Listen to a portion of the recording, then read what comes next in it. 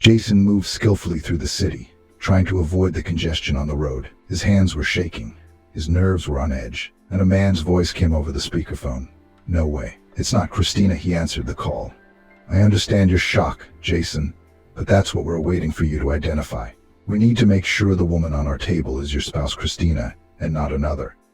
"I mean, she's quite young, only 31 years old. We wanted kids so badly," Jason reread. His insanely expensive sports car maneuvered between cars with ease. He was only a year older than his wife, but he already owned his own company and made a sizable profit. The family didn't need anything and was respected both in and out of town. Christina had long complained of chest pains. "We both didn't pay much attention to it," he spoke in a stream of voice. His unexpected interlocutor listened to him quietly, accustomed to the behavior of people in grief. "She worked hard. The whole business was kept up by the two of us. No wonder I can't believe it." His voice sounded completely broken. "I'm refusing all sorts of tests and autopsies in advance. There's no need for that at all. Christine has experienced enough pain in her lifetime. Let her body not be touched at the morgue," Jason said. Badham was met by the pathologist Paul Williams. "You and I spoke on the phone." He, with a mournful face, lightly touched Jason Troichi. "Come this way.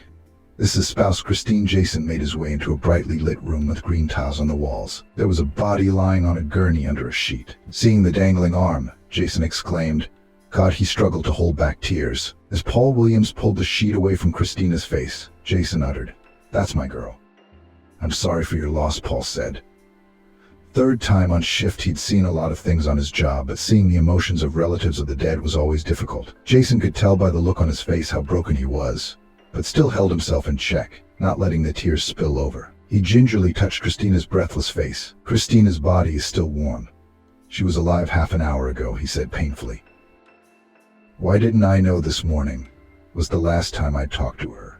A few minutes later, Jason stepped out into the hallway and his face changed. He turned to the orderlies with a calm look. "Guys, I have a favor to ask of you.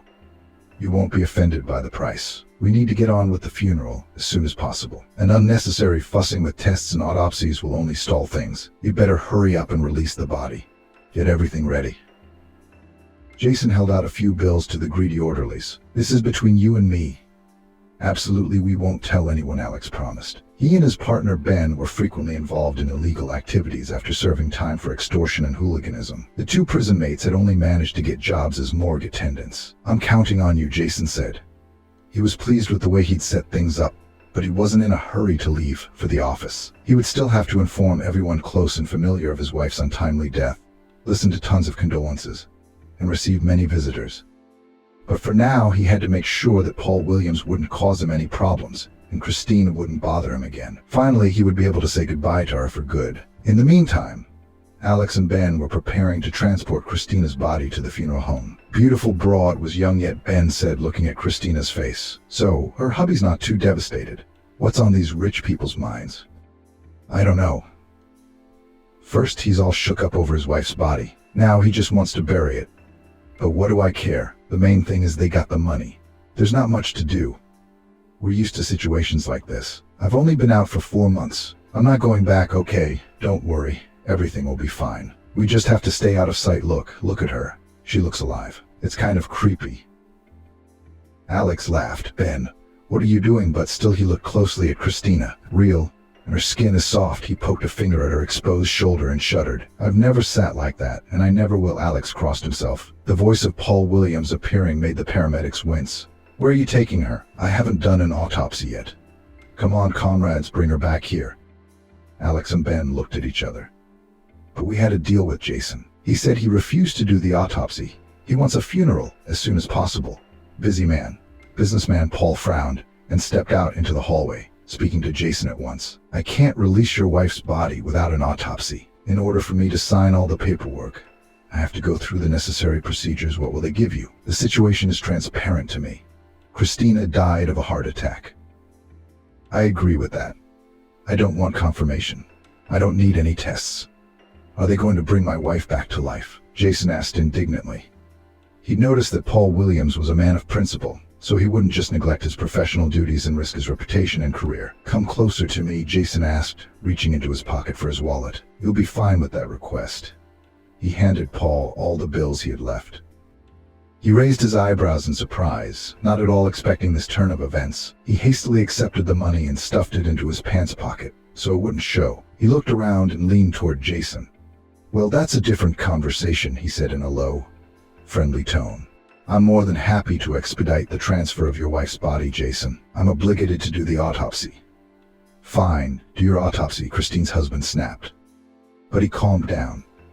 Now he didn't have to worry about the morgue staff. He'd bribed everyone, and they couldn't rat on him, or they'd be out of a job. If the orderlies lost a little, Paul Williams would lose his license, and if he decides to talk too much, without wasting a minute, Paul got to work. "Comrades, you see the body? We're going to do an autopsy," he commanded, looking at Alex and Ben. Only a few seconds separated Christina from the irreparable. "Don't touch her. Don't touch that woman," shouted suddenly across the hallway from some madman who had inexplicably found himself in the morgue. He was breathing heavily and holding his heart, trying to catch his breath. "Who the hell is this scarecrow?" Ben stared at him. Standing before them was the usual grubby hobo in dirty clothes, put together in a single set from several garbage cans. It was hard to tell the age of the tired man with the beard and bushy eyebrows. "Are you lost or something?" Alex addressed him. "Or are you having trouble with your head? Get out of here. This isn't a circus for you. That's my wife. Don't hurt her. Call the police." And there was Andrew, frantically pointing his finger at Jason, who froze in place as if struck by thunder. He couldn't even find the words to shut the intruder up somehow. "Call me right now. What are you standing there for? Idiots." Paul Williams stepped out into the hallway. He looked sternly around at everyone present. "Christina was brought to you. She's my wife. Don't cut her. Call the police." "I'm begging you." "Okay." Paul nodded and pulled off his clean gloves. He immediately threw Jason an angry glare. If he'd known what he'd offered him the money for, he never would have taken it. The police arrived on the scene, and at first thought Andrew was crazy. "What do we have here? Drunken ramblings?" Russell Davidson asked tiredly, looking at him. "I'm neither drunk nor crazy. My name is Andrew Johnson, and Christina, who was brought in this morning, is my wife, or rather ex-wife Guliev." "The same one," Val gasped Harry, trying to get a good look at the unkempt tramp across from the missing businessman from 5 years ago. "The same one," Andrew nodded. "And this is him." He shifted his gaze to Jason, who had arrived and was prevented from slipping away before the police arrived. "Alex, Ben, this is my former friend Jason. Now I know. Everyone knows your sneaky nature." No one expected Andrew to lunge at his former friend and punch him as Jason flew off into the wall and landed on the back of his head. Val and Russell immediately grabbed him under the arms, holding him in place. "And I'll beat you with my own hands over her. You rotten bastard." Andrew wouldn't stop lashing out. "Andrew, do you hear that? Do you hear that?" Jason shouted. "This is a direct threat of reprisal. You are all witnesses." The bickering of the men was broken by a loud female scream. Everyone rushed to the section where a terrified Christina was sitting on the floor with her knees wrapped around herself. Andrew dropped down beside her, covering her with his jacket and pulling her close to him. "My love. I'm here. I'm with you again." Christina was shaking. She was weak and scared. Several pairs of eyes stared at her in horror. "There's Tina. If you hadn't come running, she'd be as good as horsewhip by now," Ben gasped, realizing that Paul Williams had almost performed an autopsy on a living person. So he looked around at those present. "Doctor, examine the victim and sedate her." He pointed to Andrew. "You invited me." Ben nodded to him. "I'll stay to look after the victim. I need a pathologist." On the way to the police station, Andrew Johnson was shaking. He couldn't believe what had happened to him in just a couple of hours. Now his life was going to change. Everything would go back to the way it was before. He still hoped he could get it all back. But what worried him most of all was Christina's fate. He loved her so much. Even though he hadn't been there for 5 years, how would she be without him? Could he trust that pathologist? Andrew didn't relax. And then when Harry spoke to him, he got a mug of hot sweet tea and a good attitude. "Tell me in order," Harry asked him. He sighed, covered his eyes a little, and spoke. "Who do you know who I am?" 5 years ago, I was traveling to Lakeside to negotiate with Jason. We knew each other from university. We were economics majors together. We dreamed of owning our own business together, and we had the same vision of doing business. I thought of Jason as my friend," Andrew said, gripping the handle of his mug tightly, realizing how wrong he was. "I knew him before I knew Cy. We vacationed together a lot. Sometimes Jason introduced us to his girlfriends, but his relationships never lasted long. I want to emphasize that I trusted Jason like a brother. I had no idea that he would betray me in such a way. Our meeting with potential partners in Lakeside promised a lucrative partnership. Jason and I were anticipating a huge profit, and we were overjoyed. And we were the young wolves in the newspapers. We were the role models of the youth. Everyone dreamed of such a meteoric rise. Our firm developed surprisingly fast. When everything was just beginning, we could not dream that not even a year later we would be able to afford to buy our own place. So on the 3-hour drive to Lakeside, I had a big meal before I got there, and Jason started begging me to stop on the way and get something to eat at a restaurant. I didn't refuse, nor did I suspect it. Even when the supposedly best restaurant Mikhailovsky turned out to be just a canteen with street hooligans hanging around it. They were on to us as soon as we got out of the car. Jason was never one for words and could stoop to any level to prove his superiority. Before I knew it, I was in the center of a scuffle. But I was the only one getting hit. I didn't realize it was Jason. He'd lured me into a backwoods neighborhood where no one knew who we were, hired some thugs, and got away with it. I was in a lot of trouble. I spent the night in the alley where I'd been beaten the night before. I woke up with a bad headache, and my mind was blank. I had lost my memory, and from that moment on I didn't even know who I was. A group of vagabonds took me in and taught me how to survive. Together we roamed from one village to another until we stopped here. I didn't realize how close I was to my former life. At one time I was an idol to its inhabitants, and then I became invisible. So today I went into the store for tea and a cake, as I always did in the mornings. Sometimes they'd let me eat right there and watch TV. That's how I found out about the news in the city and the world. Today there was a report about Christina's death. They said that millionaire Nestorov's wife had died of a heart attack right in the office of the firm Jason's in my firm. Christina's picture was shown close up, and something clicked in my head and I screamed in pain. Her face stirred up everything inside of me as the memory cells filled one by one. The store clerk was startled when I burst into tears right in the sales area. My beloved Christina had died. I couldn't bear the thought, and then I felt inside that I needed to go to the city morgue. I needed to go to the city morgue. I don't know how to explain it. Call it a premonition if you want, but I wasn't wrong. I was sure she was still alive, that I'd make it in time. Val, Harry, and everyone who watched Andrew's testimony was shocked. There was no doubt about it. Even with the appearance of it, it was safe to say that the story was told by a businessman who had disappeared 5 years ago. The story was incredible, even momentous. In one day, Andrew not only was able to remember himself, but also lost his wife, and then saved her from death at the hands of a despicable friend traitor. Soon the whole town was buzzing about the incredible incident. The police remained silent, but journalists got wind of the sensation anyway. The news began to report on the miraculous resurrection, the return of the businessman, and the true identity of his friend. By the time Andrew arrived at the hospital to talk to his beloved, Jason had managed to escape. "I'm not staying here," he muttered. As soon as the police rushed into the morgue, he looked threateningly at Ben and Alex. "What?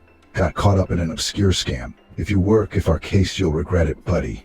Recently released from the colony, got his point, and didn't know who to be cocky with. Who was better off not putting sticks in their wheels. "Doctor, how is she?" Andrew was only concerned about the state of Christine, who was in no hurry to talk to anyone after what had happened. She had given Russell Davidson a statement and asked not to be disturbed. After the dose of drugs that was administered to the patient, her body has weakened, but the drips will do their job. The other issue is the psychological state. Her mood is volatile now, so be prepared for tears or hysterics. It's not an easy situation, from what I hear, the doctor advised Andrew. He entered the room and froze for a moment. The same clear eyes of his now ex-wife stared openly at him. "Christina, honey, I'm so sorry. I didn't even know." She turned away, unable to bear the sight of the man she betrayed. "I thought you were dead. You were gone. I was a wreck. Jason was there for me. He helped me through my grief and helped me get back on my feet. He was there for me when I couldn't see anyone else. I don't think you can forgive me. I won't forgive myself after this either." "What are you talking about?" Andrew sat down in the chair next to the bed. "You didn't know, did you?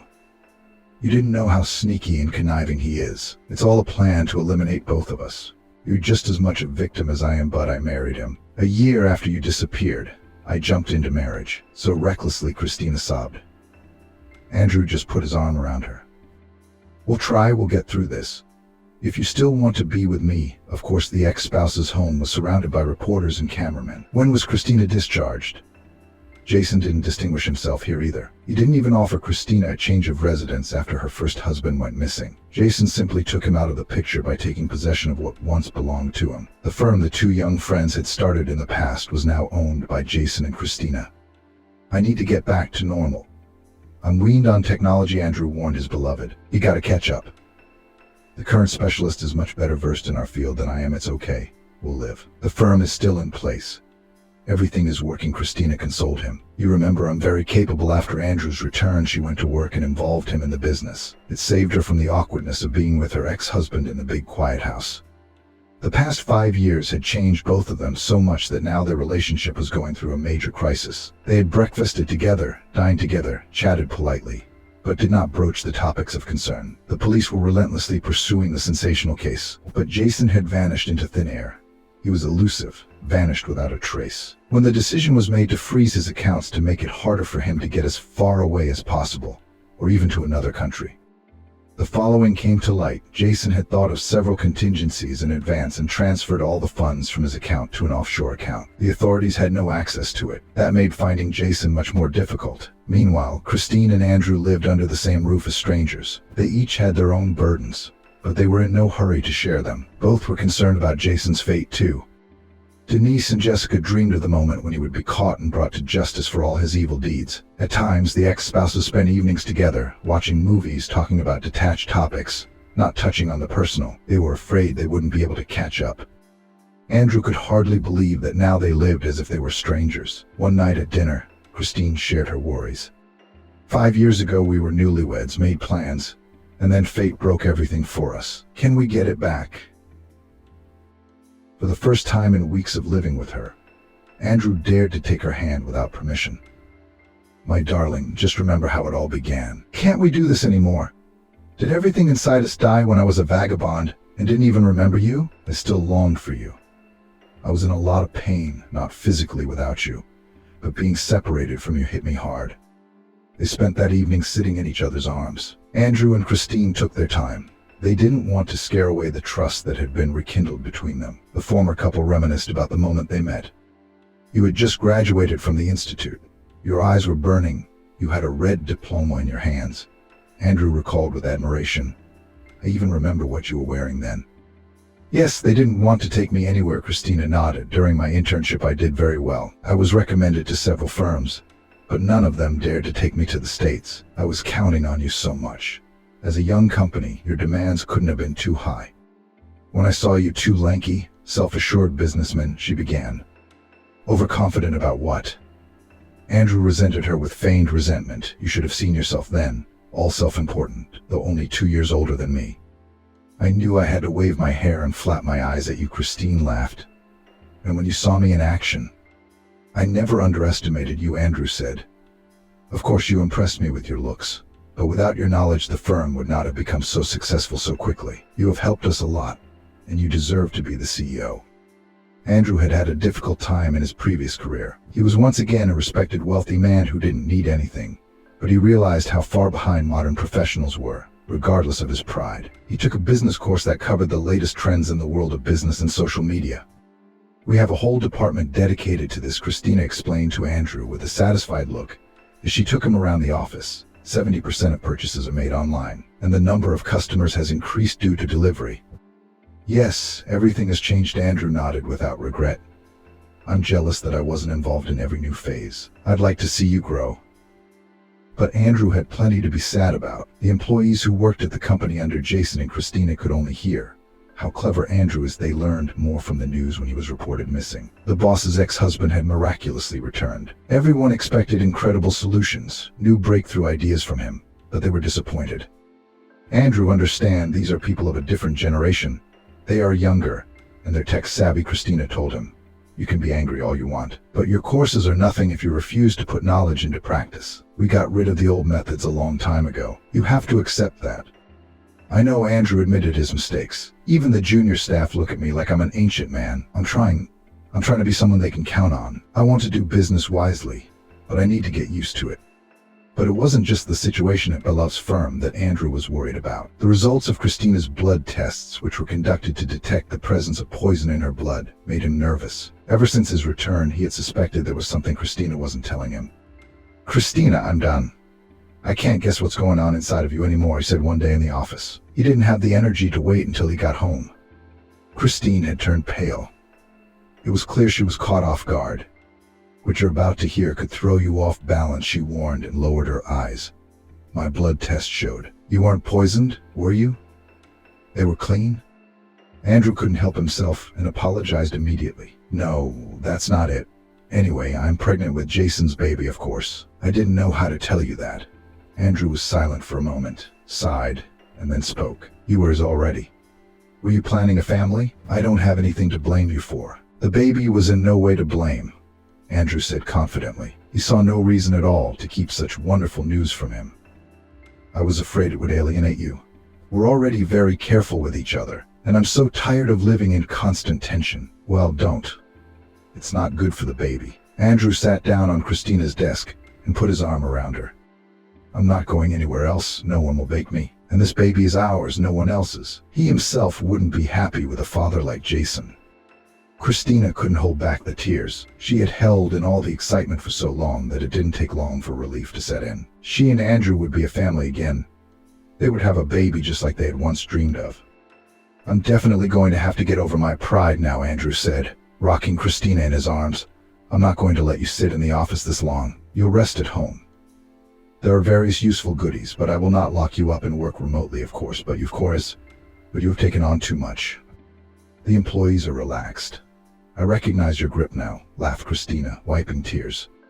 The whole truth was known, and she was no longer afraid of being rejected. Andrew remained just as sensitive. "Approve the application of those who wish to leave. We'll work with those who are committed, and I'll make sure they get a decent salary. It's fairer that way." Christina was as supportive as she could be of her husband. She hoped the police would find Jason and bring him to justice. After all, he had absconded with money that didn't belong to him alone. But as the months passed, there was no decisive news from law enforcement. Andrew returned home more and more irritable. The only thing that could calm him down was the thought of his developing son in Christine's belly. She was tireless. She didn't want to quit her job and often sat with her laptop until her husband came home and scolded her. "Honey, well, soon the baby will appear," he said, "and you can't take your eyes off the screen." "Come on," Christine replied. "I'm a businesswoman after all." It was as if Andrew had predicted the birth of little Peter. The baby wanted to be born that very night. Christine felt the sheet beneath her was wet. "Andrew," she pushed her husband with panic in her voice. "Andrew, wake up. I think it started." An anxious Christina was brought to the hospital by ambulance. Andrew was so worried that he was afraid to drive himself. The thought of his wife's agony was driving him out of his mind. "Please sign," he hurried the paramedic as he and his partner loaded Christine onto the gurney. "Andrew, don't tell them what to do. They know what to do," Christine said. Andrew paced the hallway of the delivery room. He couldn't understand why Christine was so much calmer than he was. It was scary to imagine what she was really going through. She must have prepared herself for labor, because she often repeated how she wanted to be free from the belly as soon as possible. And a powerless Christine forgot herself in a blissful sleep as the nurses moved her to a separate room for newborns. In the morning, when it was time to feed her son, the young mother was waiting for another blow. "What do you mean? What do you mean, Peter?" "No, you are something mixed up." She did not understand the first time, demandingly, looking at the nursing staff. "Do you mean to say that you lost my baby? Are you crazy? It's impossible." Andrew rushed to the maternity hospital as soon as he received the alarm call from his wife. The police also arrived on the scene immediately. Doctors and midwives scurried around the ward, but could not retrieve the lost baby out of thin air. "So Dana, who worked here on the night shift, is missing," Val clarified to Harry, questioning all the staff. "Find her right now." "I'll have you all locked up," Christina yelled at everyone. She did not give in to despair and tears, but frightened the whole maternity ward to keep them in the seats. "Honey, you need to calm down. You're still too weak." Andrew tried to put her to bed, but her spouse refused to do nothing. He used all his connections to engage the necessary forces to find the newborn. "Dana's not at home," Russell Davidson shared with his partner. "Neighbors say they haven't seen her this morning or heard her crying." "She has a house in Kuzminki," answered Dana's colleague Elena, who was called to replace the runaway employee. She inherited it from her grandfather. Did you know? We leave immediately. Val nodded to Harry Russell. We know the address. We'll find out on the way. We need to find out about her relatives. Who was she seeing?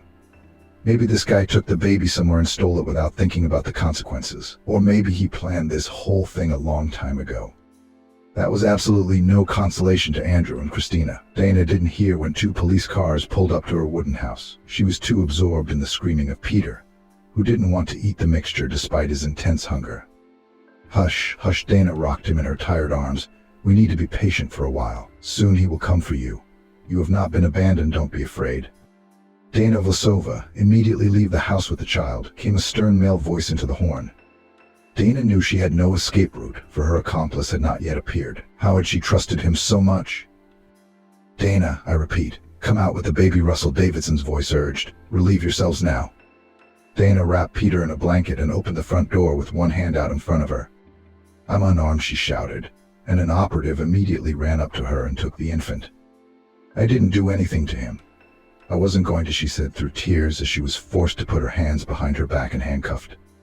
Back at the station, a relieved Dana spilled the beans. Jason Nestorov, my lover. We've been together for over a year. I knew he was married, but he said the passion between them was long gone, that they lived like strangers. But it was Dana who told me. Were you planning on kidnapping a child to raise together? Yeah, no, I don't know. Jason freaked out when he found out Christina was pregnant. Even though she'd gotten back together with her ex-husband, Jason had it all figured out. The baby's definitely his. He's got a lot of people he knows around town or owes money to. Knew when Christina's pregnancy was established, he never wanted kids. At least he never discussed it with me. I thought it was too early to plan a family, so I didn't ask. And Jason always struck me as a free spirit. I was surprised that he'd gotten so caught up in the idea of taking the baby for himself, and I couldn't help but help him. He was always persuasive, Dana admitted to her shame. You know, he's the kind of man who knows how to find the right words to get his way. It's always happened to me. And now it's going to teach me a lesson. I could go to jail if you give us his exact location. Maybe you'll get probation. Russell took a good look at Dana. I don't know where he's gone. Believe me, I'm not covering for him. Jason always does what he wants and doesn't answer to anyone. He's got his own thing going on, maybe illegal, and he always told me it was best not to get involved. Christina was ready to strangle Dana with her own hands, the one who put their son in danger. When you find that bastard, he'll answer for everything, she told Val Harry, who had returned the baby to her and told her about the midwife's role in the case. He won't be able to get away with it. For double attempted murder, grand larceny, tax fraud, and child theft, he's going away for the rest of his life. Thank you. Andrew shook the policeman's hand. And please find him as soon as possible. We'd like to know that our boy is safe. Yes, and I'm worried. No matter how hard the police try, but the surveillance of Dana's village home had no success. Jason had probably seen the police cars and the commotion that had engulfed the village, so he didn't even go near the place where he hoped to meet his kidnapped son. But Christine and Andrew received good news, Russell Davidson told them. His accounts have been frozen, so now he cannot use them, no matter how hard he tries, and we know he's in our state. And his lack of money will prevent him from hiding well and traveling freely. Thank you, Christina replied. Please keep us informed. She was more comfortable with personal guards and police patrols on duty outside their home for security. When are we going to have a quiet life? Christina sighed. My little one. She looked at her son. I'll never hurt you. We won't. Andrew touched the little nose with his finger and kissed his wife. Anyway, we have to move on with our lives and raise our baby. Andrew continued to drive to the office every day, but often called home and asked Christina to show him his son. Congratulations, shouted his staff at the firm. May your baby grow up healthy for the happiness of his parents. And this is to your family from us. Amber, who kept the office clean, handed the director a basket with various badges and creams for the baby. Thank you so much, friends. This is new to us, so don't be surprised if I come in even more tired than before, Andrew said. The co-workers dispersed to their seats. Andrew made a few calls to organize a small banquet during lunch and treat his subordinates in honor of Peter's birthday. But a few days later, the irreparable happened. Andrew was sure he was among the last to leave the office. He saw Amber on the way out, finishing up with cleaning up the last rooms. See you tomorrow, Andrew, she said with a smile as she walked past. See you tomorrow. Amber, he didn't bother setting the alarm. He knew the cleaning lady would take care of that when she was done. He had only had time to drive away from work for a few minutes when he got a call about a fire. No way, he ahead and called the fire department. He was the first one outside the firm's building and ran inside. Andrew was sure Amber hadn't left yet and the building was already engulfed in flames. "Amber," Andrew shouted. "Call out. We need to get out now. The whole place is on fire." "Amber, where are you?" But the girl didn't respond. Amber had passed out because she was too close to the back room where the fire had started. Andrew didn't bother to expend any energy to put out the fire, though the thought that he might lose the building in the fire prevented sober thinking. Amber was saved at the cost of the burns on Andrew's face. He felt no pain due to shock, but Christina, who arrived at the scene of the fire, screamed when she saw his swollen face and cheek. There were burns on Andrew's body as well, but they could at least be hidden under his clothes. After being hospitalized and discharged from the hospital, Andrew became despondent. He couldn't look at his disfigured face and didn't want to show his son his face. "He shouldn't see me like this.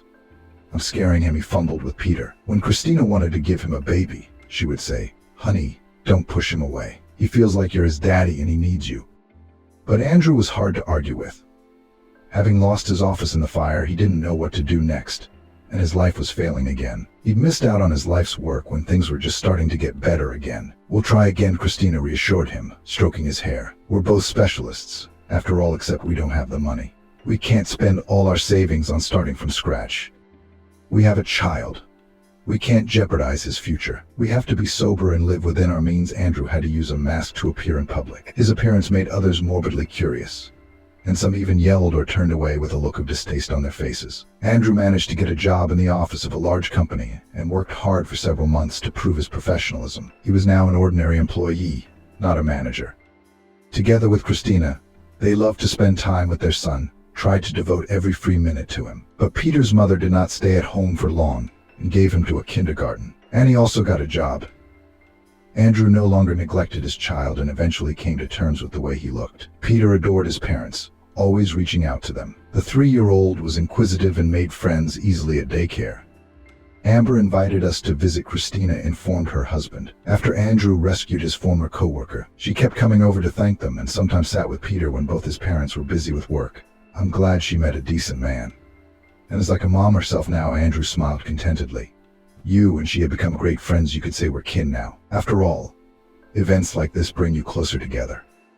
The years went by. With each day Peter was born, Andrew and Christine wondered where time flew so fast. "Here you are already a schoolboy," Christine cried after her son's first lineup, squatting in front of him. "You've gotten so big, Mom." "Don't cry," Peter wiped her tears with his warm palms. "There's a lot to be happy about. I'm going to grow up soon. I'll start earning a lot of money so I can give Daddy an operation. He's embarrassed about his scars." "You, my attentive boy," his mother hugged him. Unfortunately, the amiable Peter became the subject of bullying by the children at school. They saw Andrew, who always walked the streets with his head down and covered by the collar of his coat or jacket. "Your dad's a freak. Your daddy's a freak," the bullies teased Peter. "My parents call him Quasimodo," another goofy boy chuckled. "You don't call him that." "My dad's not scary," Peter defended his father, barely holding back tears of resentment. But his frustration only fueled the little brawlers more. "I'm going to go to school and make all the parents ashamed of raising their children," Andrew raged when he learned that his son was being teased again because of his scars. "But aren't they ashamed? Don't they know the pain they're causing him? Should we go together?" Christina suggested. "If neither the vice principal nor the class teacher will do anything about it, we'll find other ways. I'm sick of seeing my son in tears all the time, too." "It's all because of me." Andrew sat down on the couch, wrapping his arms around his head. He thought it was his fault that Peter was being bullied at school. "Don't you dare even think that," Christina declared. "We need to get all the parents together with the kids to explain to them how you got those scars. Peter needs to know that his dad Jason is a hero. He sacrificed his business, his health and his looks to save another man's life. But who would do something like that? I'm guessing not many." "No need to change the hero," Andrew immediately echoed. The burns he had received had made him even more humble. More often than not in society, he wanted to be the most inconspicuous person. But Christina knew how honorable, honest and decent her husband was. "Why should you, Peter, suffer for these ignoramuses?" "No, I won't let them bully you, not him." Christina still insisted and in front of the entire class told off the very bullies who were mocking her family. But the effect of her fiery speech was short-lived. Now they weren't taunting Peter on school grounds but harassing him on the bus on the way home. "Son of Quasimodo," Joel, who was sitting 2 seats down, said loudly to Peter. "Next, you freak. I'm addressing you." "Get off," Peter responded angrily. So the dunce is hiding behind his mom's skirt. And his father didn't even show up for school, said the other bully. And they both laughed. Peter sat there, burning with shame. He realized that the adult passengers had heard everything, but no one even thought of standing up for him. At the next stop, when most of the people got off, Joel and Jack sat closer to Peter and started shoving him in the shoulder. But where's your hero, Daddy? Then he won't protect you, the driver, who could now hear the mocking talk of the first graders, couldn't stand their insolence, and at the next stop made his way into the cabin. What are you little kids picking on the kid for? Do I have to drop you off at full throttle? His voice sounded menacing, so Peter's assailants immediately fell silent. How can you threaten other people's children? An elderly female passenger raised her voice. You better ask why their parents aren't involved in their upbringing, unwilling to listen to the moralizing. Joel and Jack exclaimed goodbye outside. Peter exhaled with relief. All right? The driver asked him. Yes, fine, Peter replied softly. Thank you very much. They're always picking on me. Get in the front seat, we'll chat. The man waved at him, returning to his seat. What's your name? I'm Peter Nestorov, the man replied without a backward glance. Nestorov. What's your mom's name? The driver's voice changed. Christina. Do you know her? Peter didn't notice that the bus driver had fallen silent due to his attempts to suppress unsolicited tears. After all, he didn't just know Peter's mother, he was his own father. Jason had been leading the life of an ordinary man for several years now, but not because all his funds had been frozen by the police. The reason was different. The birth of his son had changed him. He clearly realized that Andrew would be a better father to the boy than he was, and his final act of revenge was the firm that the former friends had started together many years ago. In that moment, after learning that he had almost taken Andrew and Amber's lives with his own hands, Jason realized how low he had sunk. He was scared of himself. He was someone's father now, lying, vindictive, selfish. Could such a man be responsible for someone, be a role model? Jason was shocked to see his son, because he wanted to lay low and never be seen by him again. Let Peter grow up with loving parents who could give him a good upbringing. But now Jason realized that he had seen Peter before, that the boy was always coming home by this route. Uncle, are you all right? Inquired the kid when it was his turn to come out. He sent the card to the machine and looked at the adult carefully. Yeah, kid, don't worry. My allergies are acting up. That's what the tears are about. Take care of yourself. You don't let it hurt. Jason dared to ruffle his son's hair. In that moment, he felt as tender as he had ever felt before. Peter walked off the bus with a smile, leaving a completely lost Jason behind. No more bullies harassed Peter on the bus. They were less likely to pick on him at school, having chosen a new harmless target for their constant bullying. Now Peter came home from school in high spirits. He really liked the driver he had befriended. Entering the bus, the boy immediately stopped beside Jason. They talked quietly. You have very beautiful drawings. Your victory in the contest is well deserved. He praised his son. I used to like to draw when I was a kid too. I haven't tried it in a while. It's a lot of fun, nodded Peter with a smile. From next year I'll also go swimming. The friendship between Peter and Jason developed on its own. His father enjoyed every second he spent with his son and was glad that no one teased him anymore. Peter complained to him about why he was being picked on. Mom says it's nasty, Peter candidly said. My dad pulled a man out of a fire. Can you believe that? He didn't wait for the firemen. He went into the flames himself. That's why he's scarred. Jason was hurt to hear that Peter and his family had suffered because of his terrible act. He often wanted to repent to his son, to tell him that it had ruined his dad and mom's life for a long time. But he couldn't take it out on the kid. If he confessed, Peter would hate him and they'd never see each other again. So you made friends with the bus driver? Christina asked her son. Yes, he's very nice. Shutting up Jack and Joel, Peter happily shared. I'll show him to you now. He reached into the phone's gallery. I took a video of him driving the bus. Christina gasped and almost dropped her son's phone from her hands. She could clearly see her ex-husband. Panic gripped her. Jason had gotten close to Peter. God knows what he was up to. Jesus, son, she shrieked. Honey, what are you doing? Andrew looked over her shoulder and froze. Peter, is this your friend? Yes, the son said warily. He didn't understand why Dad and Mom were so tense. Let's go to the police. Now, Christina said in her husband's ear, I won't let him anywhere near me. He's definitely up to something, nodded a worried Andrew. The police worked quickly and arrested Jason. That same evening, his meeting with Andrew and Christine took place in the hallway of the department. Forget about Peter. You'll never see him again. You bastard. Andrew grabbed him by his jacket and shook him. I admit everything. Everything. Just let us communicate, Jason pleaded. The couple looked at each other, and their mutual enemy had changed visibly. His appearance alone suggested that he was truly grieving the crime he'd committed. Peter is the only good thing I have left. I'm happy to have him, Christina said firmly. As long as he wants to hang out with you. She and Andrew hated Jason with all their hearts, but they weren't going to lie to Peter because he had grown attached to his own father. Jason's trial was months away because the lawyer had to work up a sweat to try to build a defense for several violent crimes at once. Peter asked to be in the courtroom with his parents. Are you sure? Christina was worried. She and Andrew had agreed that they wouldn't turn their son against Jason. He'd be behind bars for at least 20 years anyway. Lady, Jason's uncle's going to be charged, but he's got to have one family member. As expected, Jason was sentenced to 17 years. Andrew thought the sentence was too short to cover the atrocities he had calculatedly committed. Peter cried when Jason looked at him after the verdict was announced. He waved at his son, but couldn't muster a carefree smile. Don't be afraid, son. Christine pressed him to her side and stroked his cheek. Will you be able to write him letters? Maybe I'll see you when you're older, Andrew whispered. The couple knew that Peter knew the difference between right and wrong, and they didn't want to shame him for wanting to keep in touch with his own father. After the trial, Jason's account was frozen, and the money that belonged to Andrew and Christina returned to the family, and they were back in possession of their income. Well, we can finally let you have these transactions. Christina jumped on her spouse and kissed him. Oh my God, won't I ever feel those looks again? Andrew exhaled, still not believing his happiness. It took a few treatments to make his face and body look the same as before, but almost.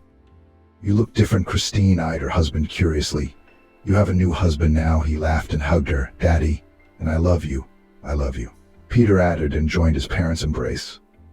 It doesn't matter to me at all, Andrew said. The couple hadn't realized for almost 8 years that they couldn't keep up, so they decided to invest in a new business, doing business for their own pleasure. Jason was no longer chasing any heights. Christina, why don't we get into furniture? My father made everything with his own hands. I helped him a lot in the workshop, and I was pretty good at it before I started Jason's business. I even worked in a furniture factory and learned a few things, and then maybe we'll start our own company. We'll make custom, exclusive furniture. Why? The idea is interesting, Christina nodded.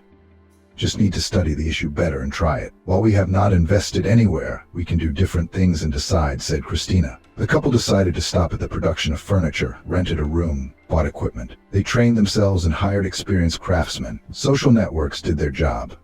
And soon Christina and Andrew Johnson took orders from the first customers. The feedback on their burgeoning venture was flattering, and orders started coming in regularly. I've been thinking of a few ways to attract customers, Christina said. See when you're free. Christina handed her husband the list. She wasn't often. A pregnant taxi driver gave a fortune teller a lift to an abandoned house. And as soon as she unfolded the note, Angelina cheerfully ran down the steps of the polyclinic and practically jumped up and down the pavement towards the house. Passers-by looked in surprise at the running girl, who shone and charged the surrounding people with positivity. They, of course, did not understand the reason for the great joy, but just smiled looking at her. And there was a lot to be happy about. Angelina was pregnant. She had been dating Jonathan for almost 2 years, and had been waiting for him to propose.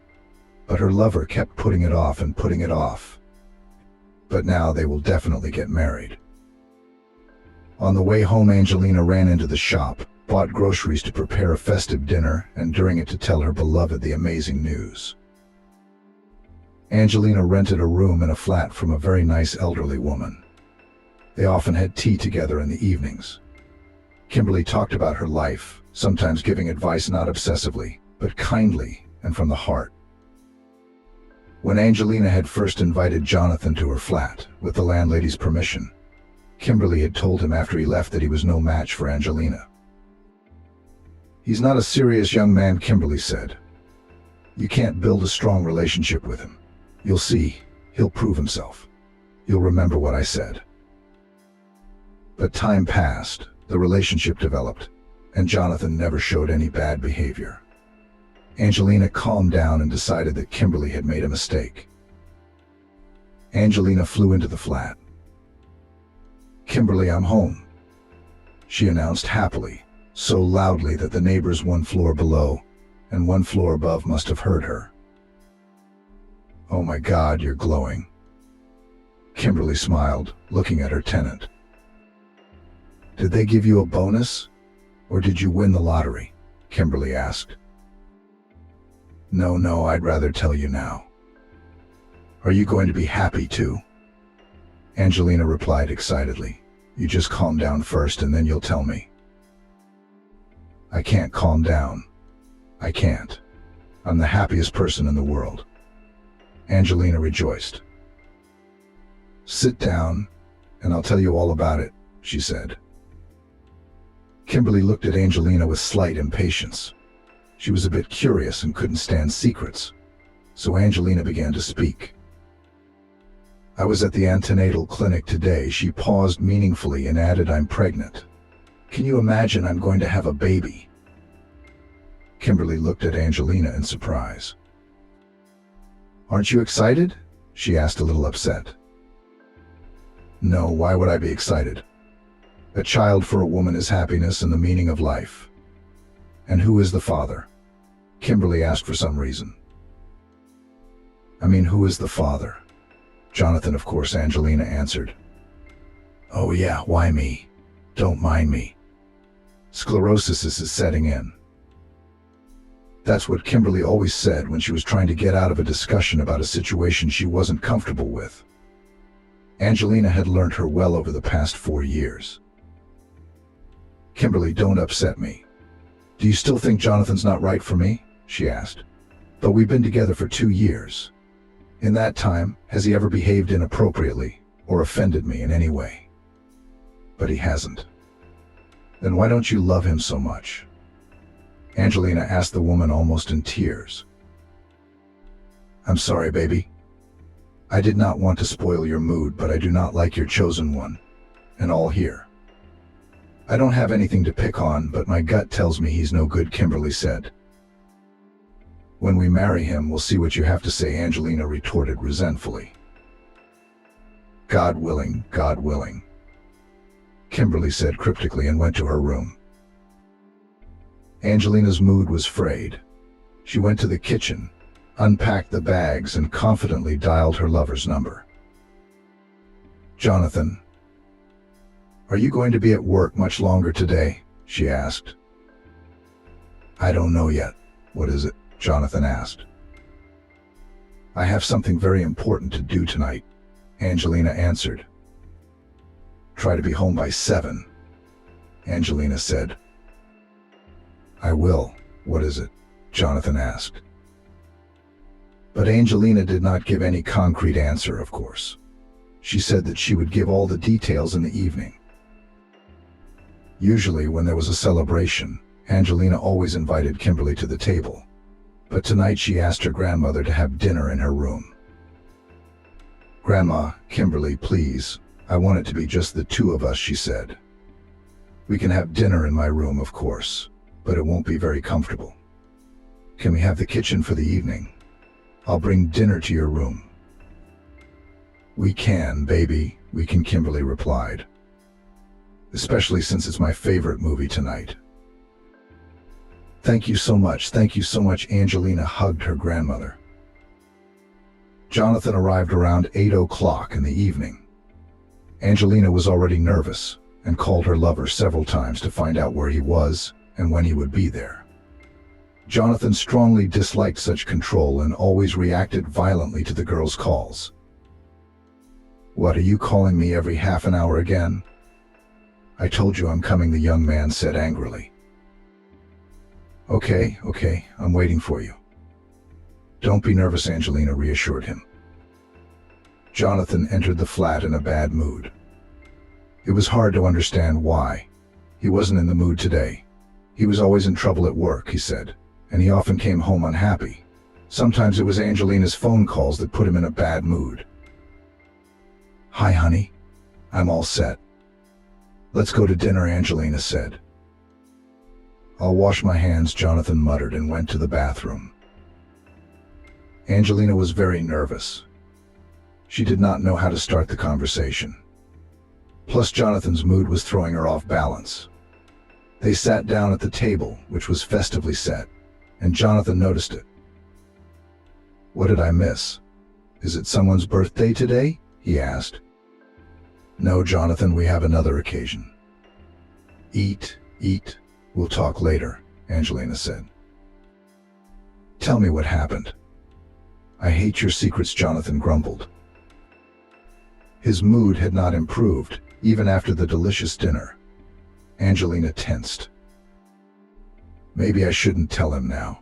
Why not? On the contrary, he'll be happy and cheer up, she thought. Jonathan, I went to the hospital today, Angelina said. Are you ill? Jonathan interrupted her. Not really. Not at all, Angelina answered. She paused for a moment and added confidently, we are going to have a child. Angelina waited for him to take her in his arms like in the cinema, kissing her and wrapping her in his arms. But Jonathan sat motionless and stared at Angelina. I'm sorry, what did you say? He asked, barely audibly. I said we're going to have a baby. I went to the antenatal clinic today and the doctor confirmed the pregnancy, Angelina repeated. Tears came to her eyes. She was very offended by this reaction of her beloved. The worst thing was that he was silent and did not comment on what she had heard. Would you please say something? I asked the girl. What do you want me to say? Jonathan asked. I don't know, for example, that you are happy too. And if I'm not glad, he said. Tears ran down Angelina's cheeks. They had talked about this topic once before, and Jonathan had said then that he didn't see himself as a father, and that it was too early for him to think about it, although Angelina is already 28 and Jonathan is 31. But that conversation took place a year ago, and Angelina was hoping things had changed, but apparently not.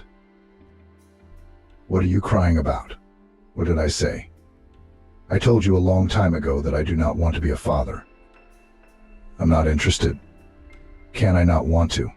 Jonathan started to attack. It's you women who dream of having lots of children and sitting around snotting and crying. I don't like it.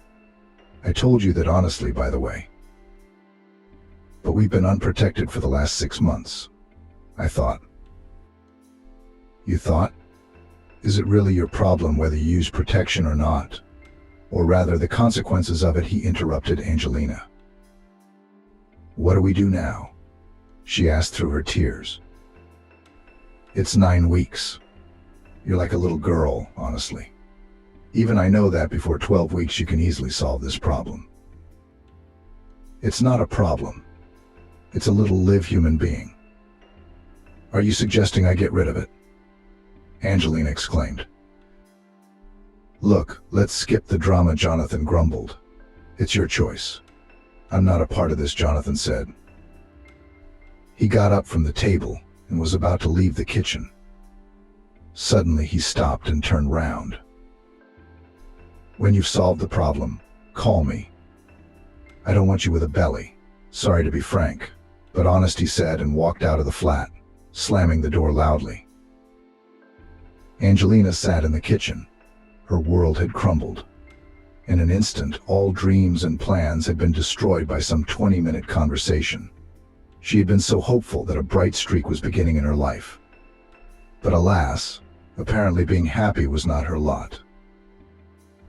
Angelina got up from the table, looked out the window, and decided it wasn't too late to go for a walk.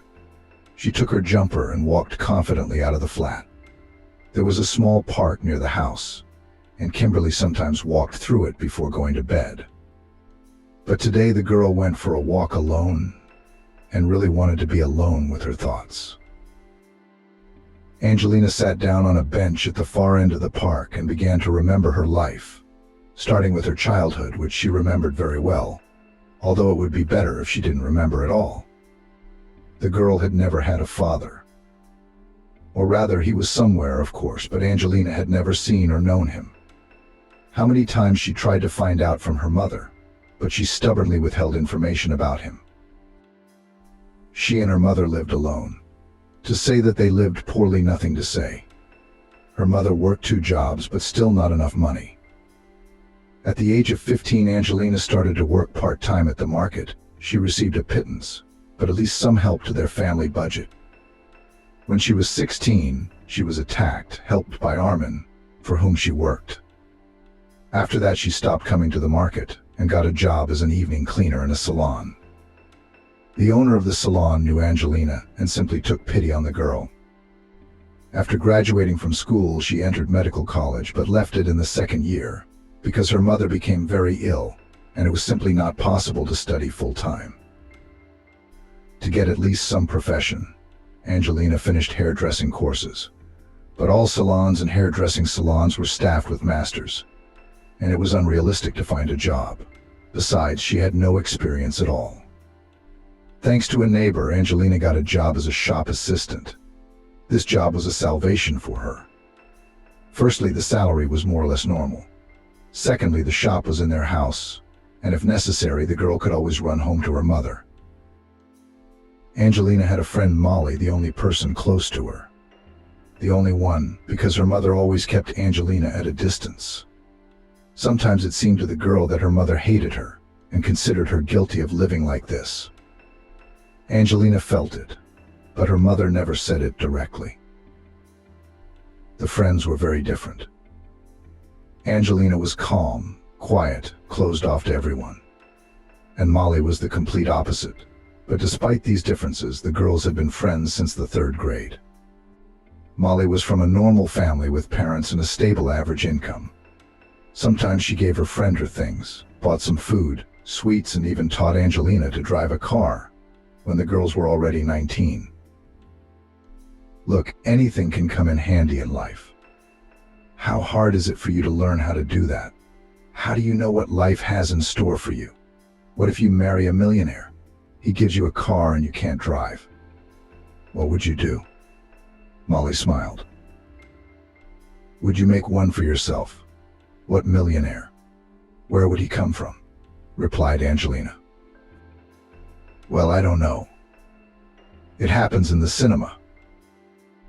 That's in the cinema. I don't believe in such things in life. It doesn't happen like that. Well, we'll see. After a while, Angelina took a course and got her driving license. Molly made her do it. 6 months later, Angelina's mom died of cancer. The girl was left all alone. Except for her friend, she had no one.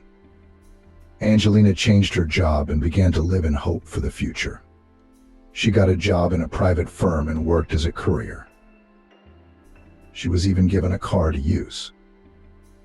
So 3 years passed. One evening, when Angelina was returning from work, she received a phone call from Molly, who asked her to visit her. It was a matter of some urgency. Okay, I'll be at your place in half an hour, Angelina agreed. Molly met her friend in a very emotional state. Oh my God, what happened? Angelina was terrified. I'm going to tell you something. You'll just fall down, she began to intrigue her friend. I wouldn't like that, Angelina smiled. Tell me what you want to know. Do you remember Thomas from the parallel class? Thomas who? Thomas Jones. I remember him in general terms. What does he look like? Of course I remember. But I never had much contact with him. What happened to him? Nothing exactly happened to him. Molly was too emotional, jumping from one thought to another. Anyway, I met him by chance recently, and he suggested that I go to Italy with him for 3 years. It's just a quick sham marriage. What do you need to arrange? Angelina was surprised. Why would you do that? And why did he suggest you? Calm down and explain. I don't understand. Oh, what don't you understand? He always had a soft spot for me at school, tried to court me, but I wasn't really attracted to him. I didn't like him, and now I've met him. He's so handsome now, he's so cute. We sat in a cafe, reminisced about school and stuff. And when he walked me home, he proposed to me. I still don't get it. Why would you do that? What does he want? Let him go to his internship. Really? It's Italy. When will I ever have a chance to live in Italy at the expense of some company he works for? They pay for everything, traveling and accommodation. What's wrong with you? It's great 3 years in a foreign, but so beautiful country at someone else's expense. And you'll just get high, Molly continued. It's like a jackpot. Well, I don't know, I wouldn't go, Angelina replied. You, of course, but I'm me. And I'm going. My parents even let me go already. Go, of course. It's your decision, your choice. Maybe I'd go, but no one would offer me that. Don't make it up. There'll be a holiday on your street. Yes, with my happiness it will be, Angelina grinned. You know, I was thinking of leaving this city. I want to try to change my life. In our city, where almost every dog knows you, it's unrealistic. Now that you're leaving, I'm definitely leaving. What am I going to do here? That's right. Why not give it a try? How will you sell the flat? I won't sell it yet. I don't know what the situation will be. At least I'll have a place to come back to if anything happens. It's all familiar and native here, and every dog knows it, Molly continued. And the friends laughed. 2 weeks after this conversation, Molly flew to Italy, and Angelina packed her things for departure to the regional center. There were more people and opportunities there. Arriving in the big city, the girl was very confused. She was not ready for so many people and competition in her work. In addition, she had not thought about where to stay for the night. After walking around the city, she found a small hotel. Thankfully, she had saved up some money over the past few years. And for the first time, she had it. She rented a room for a day and decided to start looking for a flat or a room in the morning, and then a job. In the morning, she called several advertisements and, having realized that it would be expensive to rent a flat, started looking for a room. Finding a good room with a female neighbor proved to be problematic. Either there were adverts of girl students who of course have a stormy personal life and parties, or grandfathers. Angelina walked through the city and didn't know what to do. She sat down on a bench and cried. She felt so sorry for herself. What kind of life do I have? Angelina thought. I don't even have anyone to turn to for advice. Suddenly someone touched her shoulder. Baby, why are you crying? Who hurt you? Angelina heard a pleasant female voice. She looked up and saw a nice grandmother of about 75 years old, no more.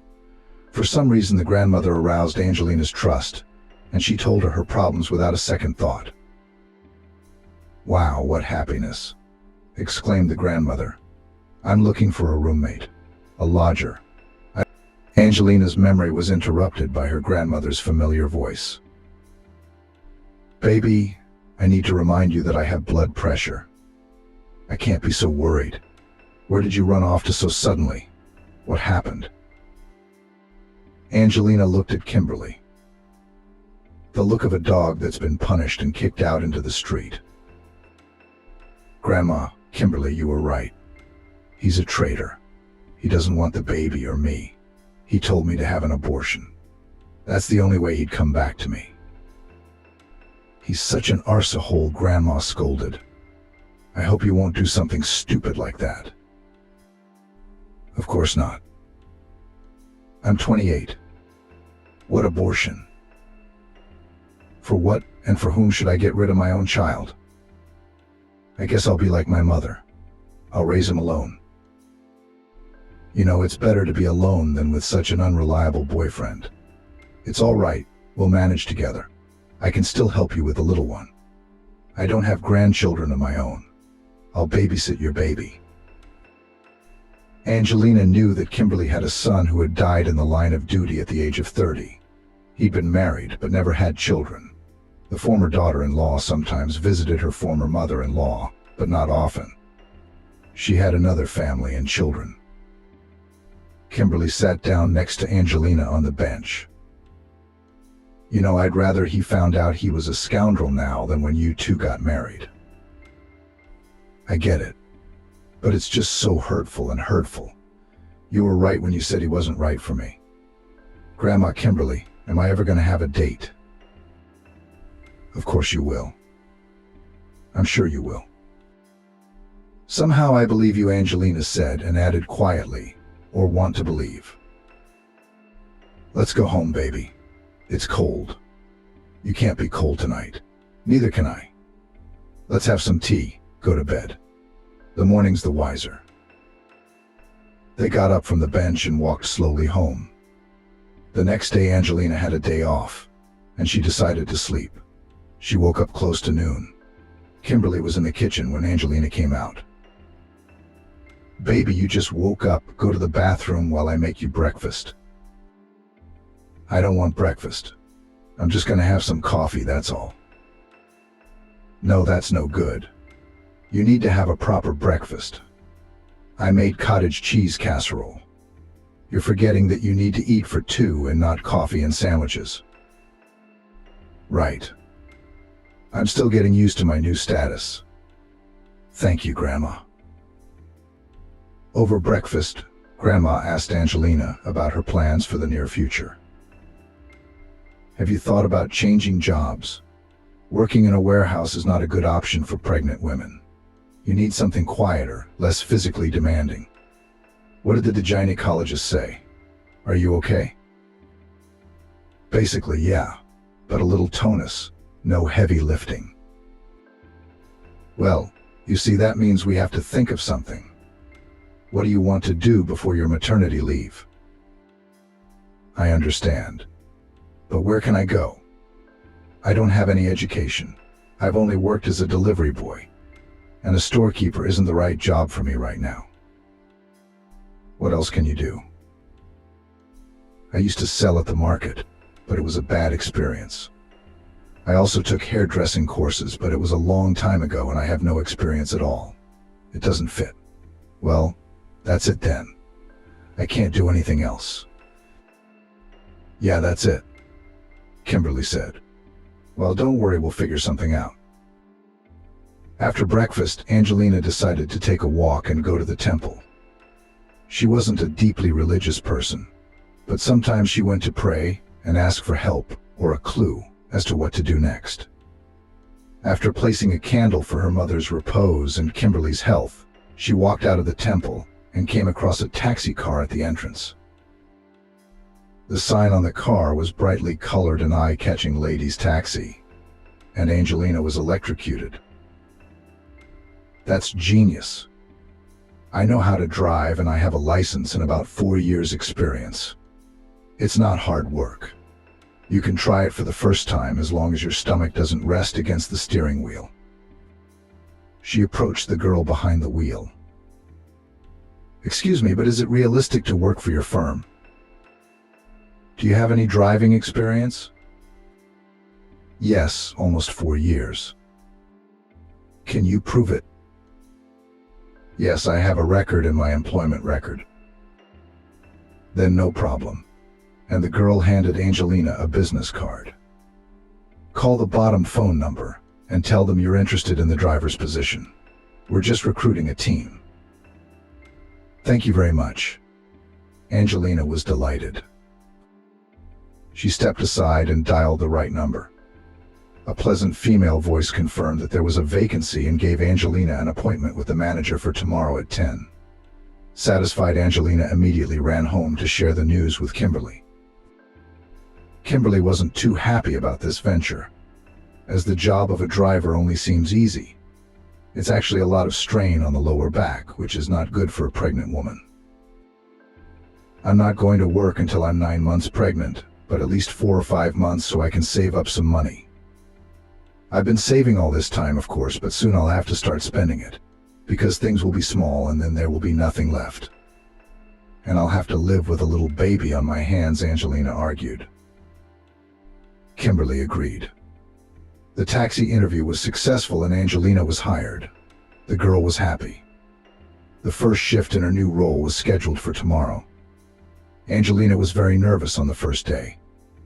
She wanted to be very polite and wished all the passengers a good day, good luck, or a pleasant evening. Someone left a tip, someone looked surprised, but there was no negativity. And that pleased Angelina most of all. A month went by like that. Then another. Angelina's stomach began to round out.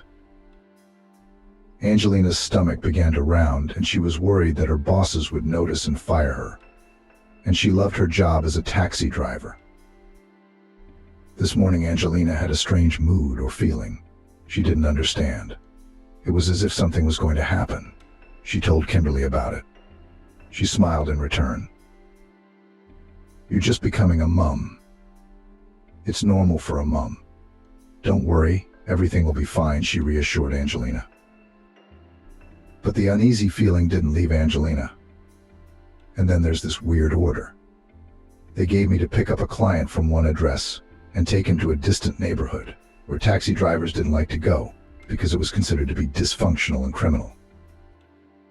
Maybe it's this order that's giving me this feeling. Angelina worried as she drove up to the address. A woman approached the car and opened the front door. Angelina didn't like it when passengers sat next to her. She was a little uncomfortable, but the girl could not say anything. The customer was always right. The woman looked quite strange. A long dress, a hoodie of some strange color, strange bracelets on her hands and beads on her neck. Lots of rings on her fingers. She looked a bit like a gypsy, but it was clearly not a representative of this ethnic group. "Good afternoon." The woman said hello. Her voice was incredibly pleasant and even mesmerizing, and her gaze was heavy and penetrating. "Hello, please sit down and fasten your seatbelt," Angelina said politely. The woman obediently fastened her seatbelt. "Aren't you afraid to drive like that?" the passenger suddenly asked. "It's not the best job in your condition." "In what position?"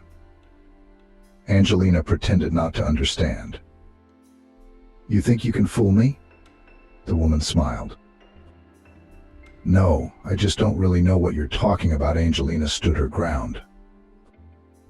"Well, why are we ashamed of our name? Do you think it's worse than the others?" That's where Angelina was really surprised. She did not believe in psychics, fortune tellers, and other miracle people. But you can't just randomly come up with something like that. "I wonder what else she can say," she thought. And then she heard it. "Jonathan, your Jonathan is no match for you. Good thing he left. You should have listened when Camila told you he was no good for you," the woman said. Angelina even jerked the steering wheel.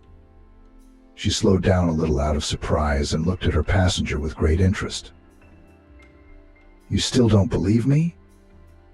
With a little squint, but with a smile, asked the woman.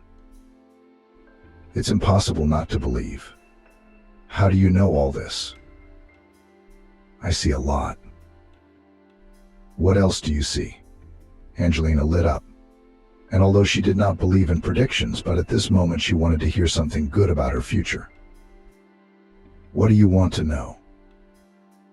"I don't know. Like, will I ever have a normal man? Am I carrying a baby, and will I have more children?" "Wow. How many things do you want?" "The good thing is that all your questions can be answered in one word. Yes. I won't go into detail. All women are curious to a greater or lesser extent." "No, why not?" "Because life won't be interesting." "You're weird. Usually fortune tellers predict with details, but you're so cryptic." "I'm not a fortune teller. I'm a witch," the woman said seriously, calmly. Angelina hit the brakes in surprise. "I'm sorry, who did you say?" The passenger's calmness was astonishing. She spoke as if she were answering a question about which traffic light was the right one to drive through. "I'm sorry I slowed down. I just didn't expect to hear that." "What did I say to surprise you?" "A witch is someone who knows. I mean, she knows a lot, not Baba Yaga. But people think of witches differently. It's a mistake." "What's your name?"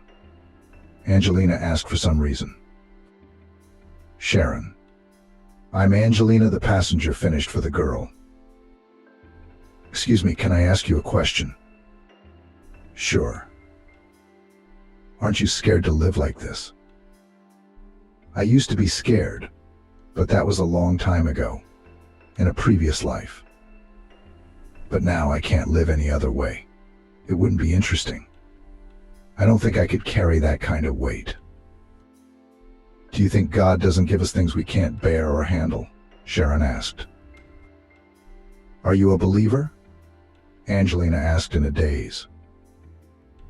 If there is no God, demons dwell in him. And I don't make friends with those things. Angelina looked at the passenger again, but now with different eyes. Sharon was very interesting and pleasant to talk to, and she was even upset that they had only a couple of minutes to go. They drove into the street of the private sector. The atmosphere around them was really unfavorable. Do you live here? Angelina asked Sharon. No, there's a nice man who lives here who is in trouble and needs help. So maybe I should wait for you. No, that's okay. Stop by that abandoned house over there, Sharon asked. Angelina stopped. How much do I owe you? It's nothing. It's been a pleasure just chatting with you. Do you have a pen and a piece of paper? Sharon suddenly asked. Yes, right away. Angelina opened the glove compartment, took out a notebook and a pen and handed it to the witch.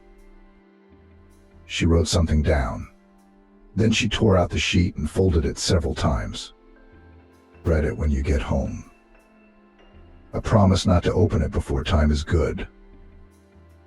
Well, be happy and take care of yourself. The wish sounded meaningful, but not threatening. Thank you too. Have a good day. Sharon closed the door and disappeared into the darkness of the abandoned house. Angelina barely made it to work for the rest of the day and ran home impatiently.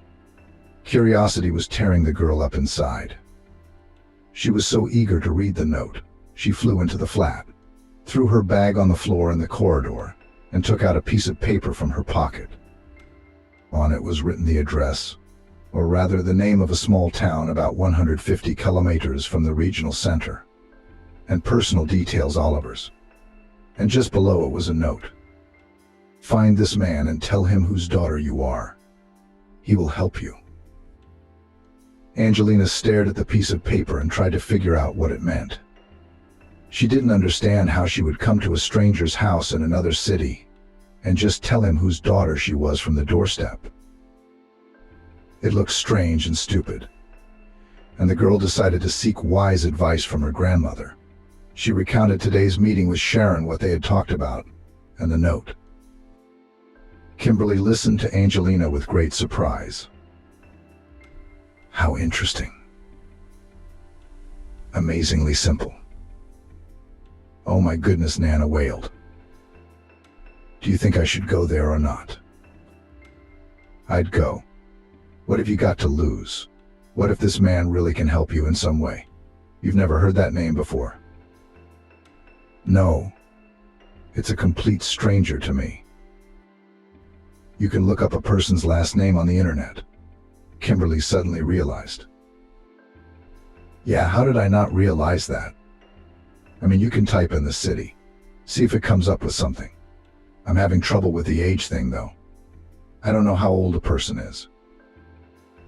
Angelina took the laptop, opened the search engine and typed in the city, surname, first name, and patronymic. She was immediately stunned.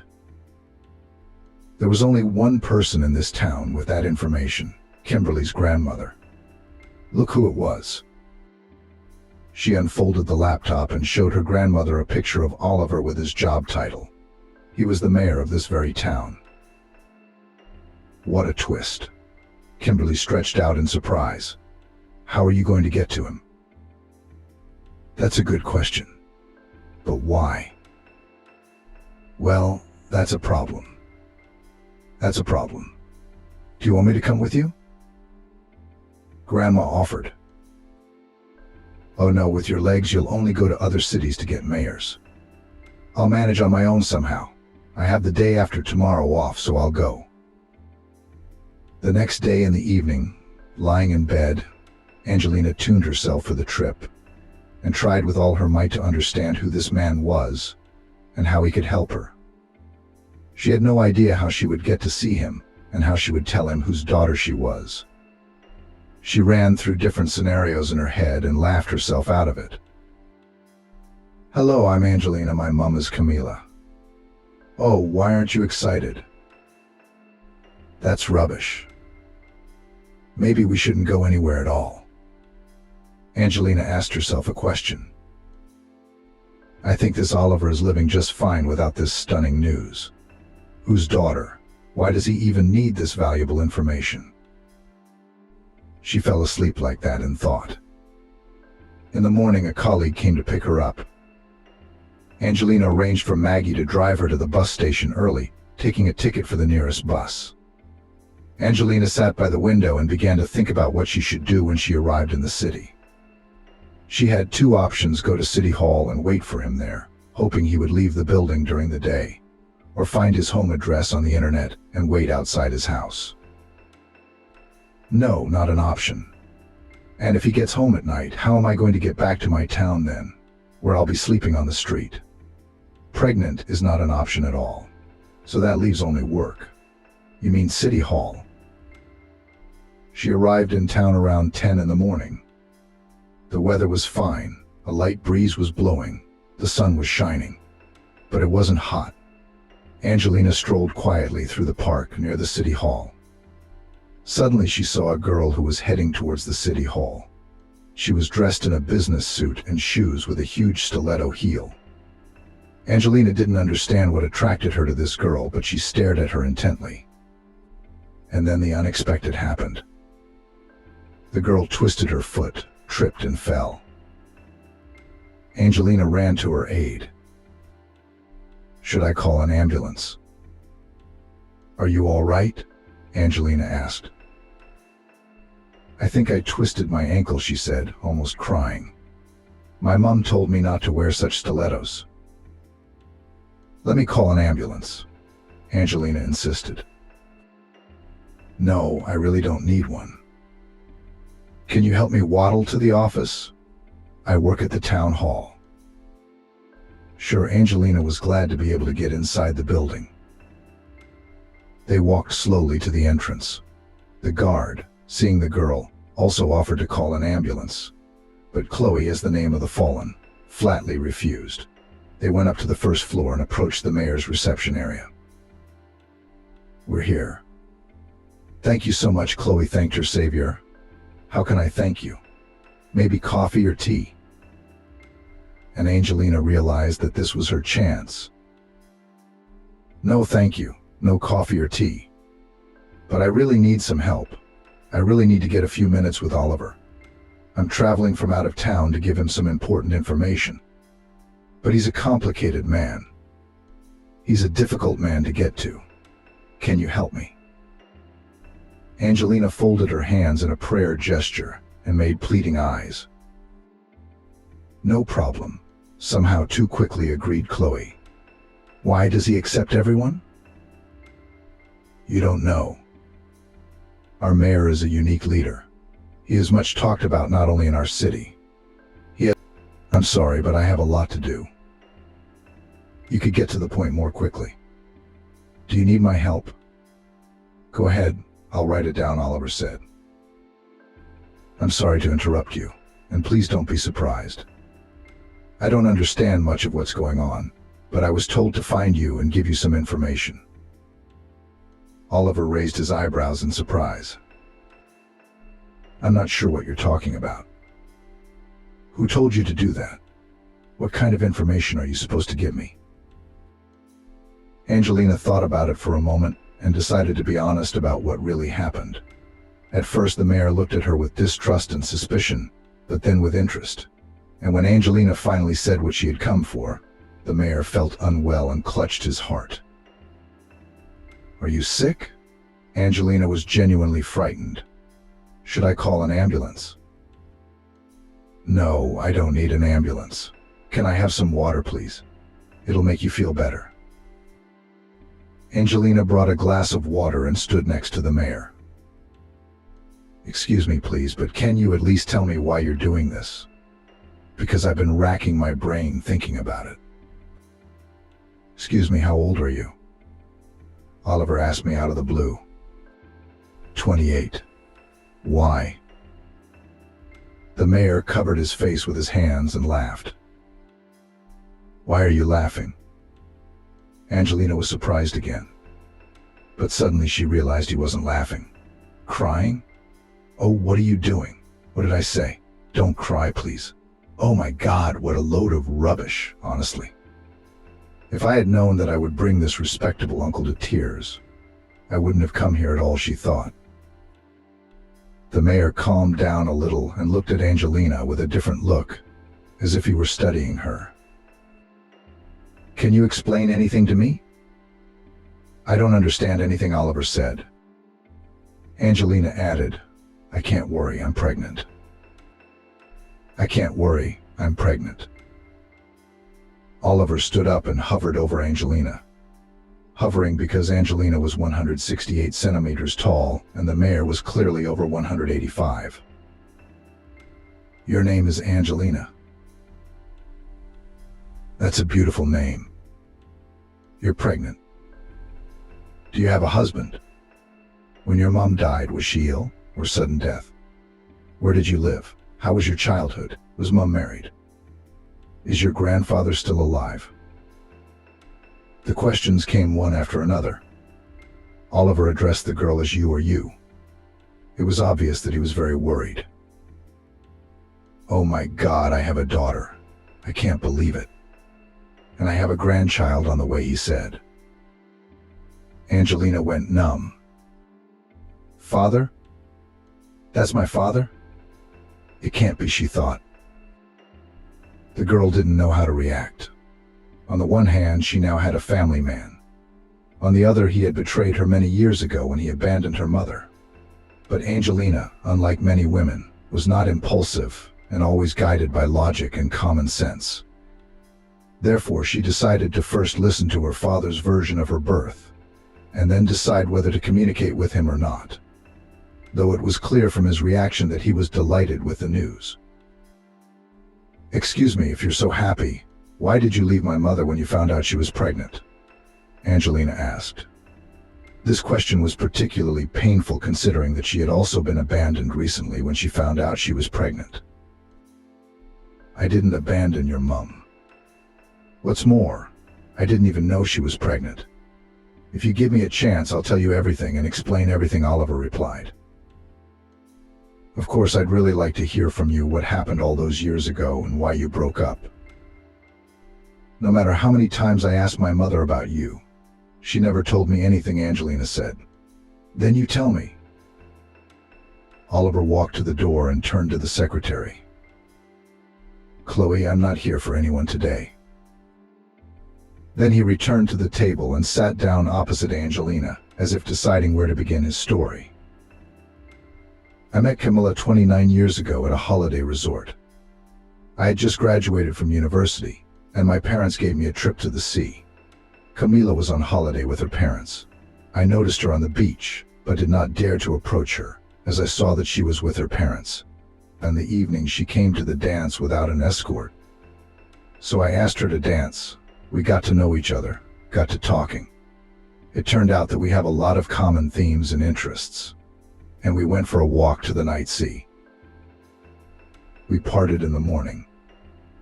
We didn't have anything, we just sat on the beach and talked. But when she went back to her room, I realized I was in love. I'd never felt like that before. Your mom was a very beautiful woman. Not just outwardly, but probably more beautiful in spirit. She had an incredible inner world. She sounded like she was singing. It's impossible not to fall in love with such a woman. We met on the beach in the afternoon. We exchanged a few words and agreed to go to the cinema in the evening. Camila said that she had been punished for coming back late, and that she would have to come back early today. I was a little surprised by this kind of control, as she was already 20 years old. Quite a mature girl, but she was afraid of her parents, especially her father. You could tell. We did go to the cinema in the evening. I don't know what she told them, but her parents let her go. After the cinema, we went to the beach again. That's when I kissed her for the first time and realized I was lost. I didn't know what to do. Asking for the hand of a girl you'd known for 2 days would be ridiculous and stupid. No one would believe in the sincerity of my feelings and intentions. But they were, both feelings and intentions. We sat on the beach until 2 a.m. and I walked her back to her room. The next day Camila was not on the beach, nor did she appear in the dining room for dinner. I noticed that Camila's mother had taken her portion with her. I thought she was ill. The change of climate, the cool nights, so I decided to visit her. I went to their room and knocked. The door was opened by her mother, and she asked me in a disgruntled tone what I wanted. "I can honestly say that we met recently and I like your daughter," I said. "I noticed she wasn't here, so I came over to see if she was okay. Maybe she was ill." To which I received a very specific answer. "It's none of your business what's wrong with our daughter. The frown and other young ladies young man did not raise for you." Slammed the door in your face. I wasn't prepared for that attitude. I'll be honest, I was surprised by the behavior of parents. Such a rigid framework in relation to an adult, which was already Camila. 2 more days passed. Camila finally showed up on the beach, but she was different. It was as if she'd been replaced. Even the sparkle in her eyes was gone. I had to talk to her. I got a boy about 9 years old to carefully hand her a note that said, "I'll be waiting for you tonight." Camila arrived almost an hour late, but I would wait until morning. To be honest, I was really looking forward to this conversation and wanted to find out what was going on. "Oliver, I can't explain everything to you because it's hard for a normal person to understand," she began. "And you and I can never be together." "Why don't you like me?" I asked Camila. "I like you. I like you a lot. But my father doesn't like you. He doesn't like you very much. And I would never go against my father's wishes." Oh my God, what is this medieval stuff? I wondered. "Do you really let me decide for you who you should live with and marry?" "I don't want to. And I won't discuss it with you," Camila cut her off. "I'm sorry, but I really can never be with you," Camila said, crying. I could see that she was crying from resentment and despair, from this wild injustice and stupidity. I put my arm around her shoulders, and suddenly she turned her head and kissed me on the lips, really, and with such desire that I couldn't resist. And it happened. It was the first and only time.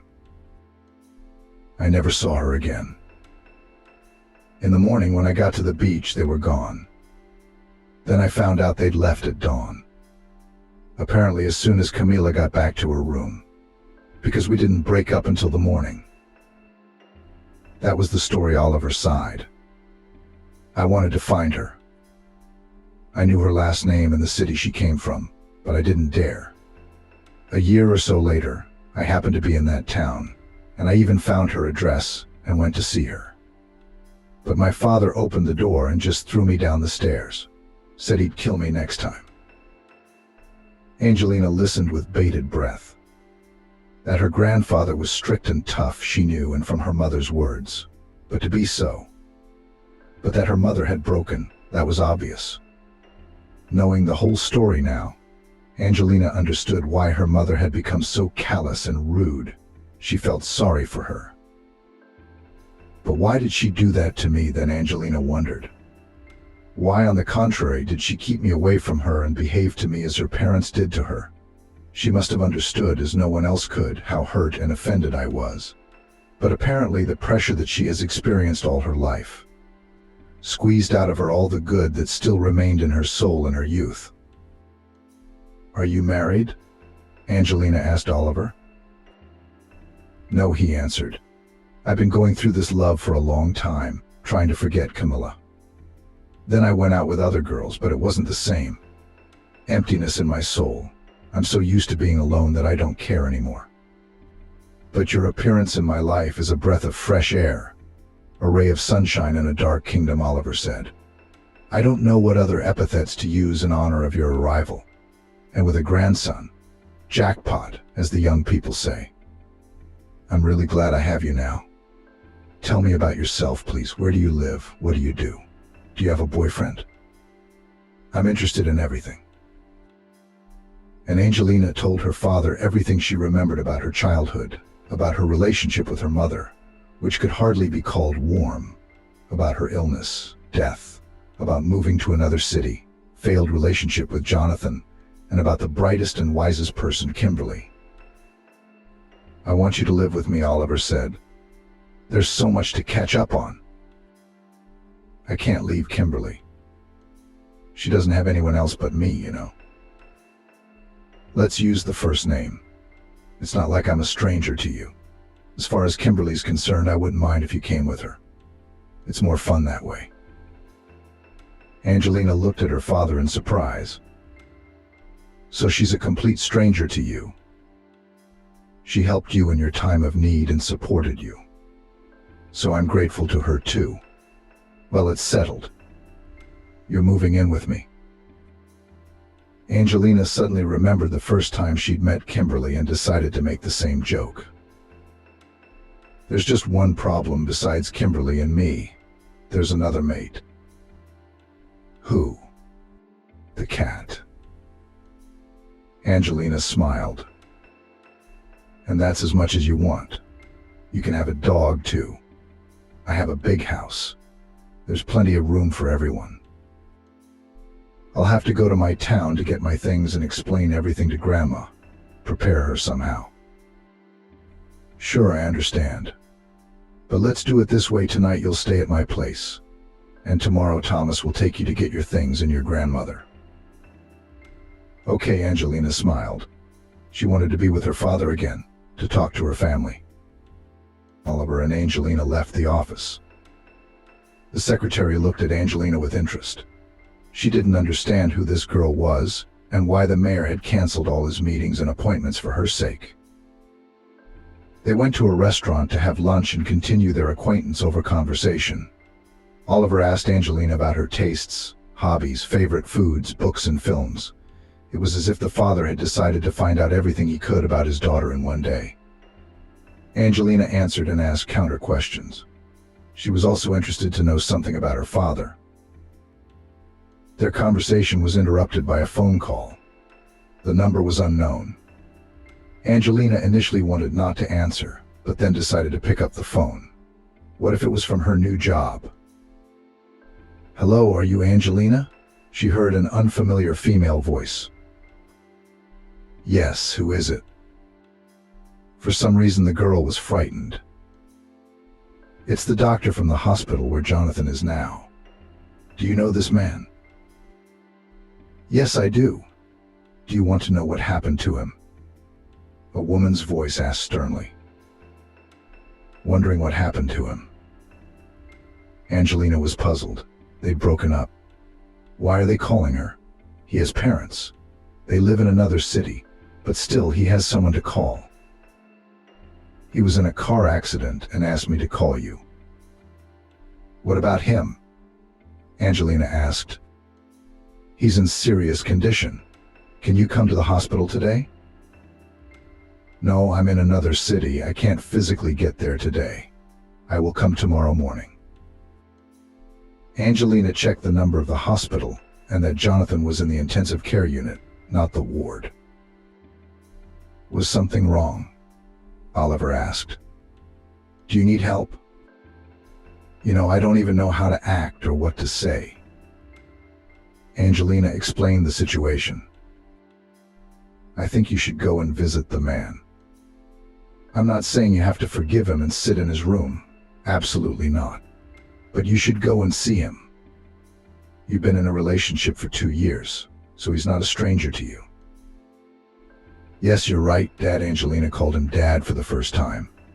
And Oliver had tears in his eyes. It was so surprising. Such a serious grown man was so sensitive. Thank you, the father said and took his daughter's hand. For what? Angelina didn't understand.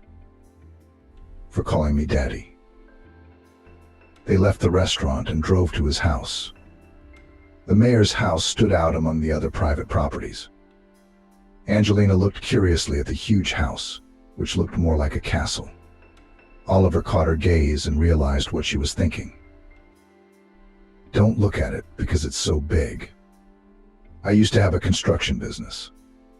I built this house before I got into politics, so it's fair and legal. I didn't think anything of the sort. Angelina felt embarrassed, because that was what she had thought at first. All right, her father smiled and pretended to believe her. Angelina entered the house and was stunned. She had never seen such beauty, except in the cinema. Everything was competently and originally organized. It was obvious that a very good designer had worked here and thought over every detail of the house.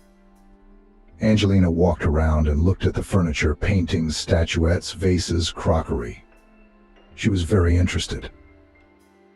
Come on, I'll show you your room, Oliver said. They went up to the first floor. There were several doors. One of them led to a room. The father opened the door and gestured for his daughter to come in. The room was decorated in a soft green color. It was so delicate, barely noticeable, and incredibly pleasing to the eyes. In the center of the room stood a huge bed.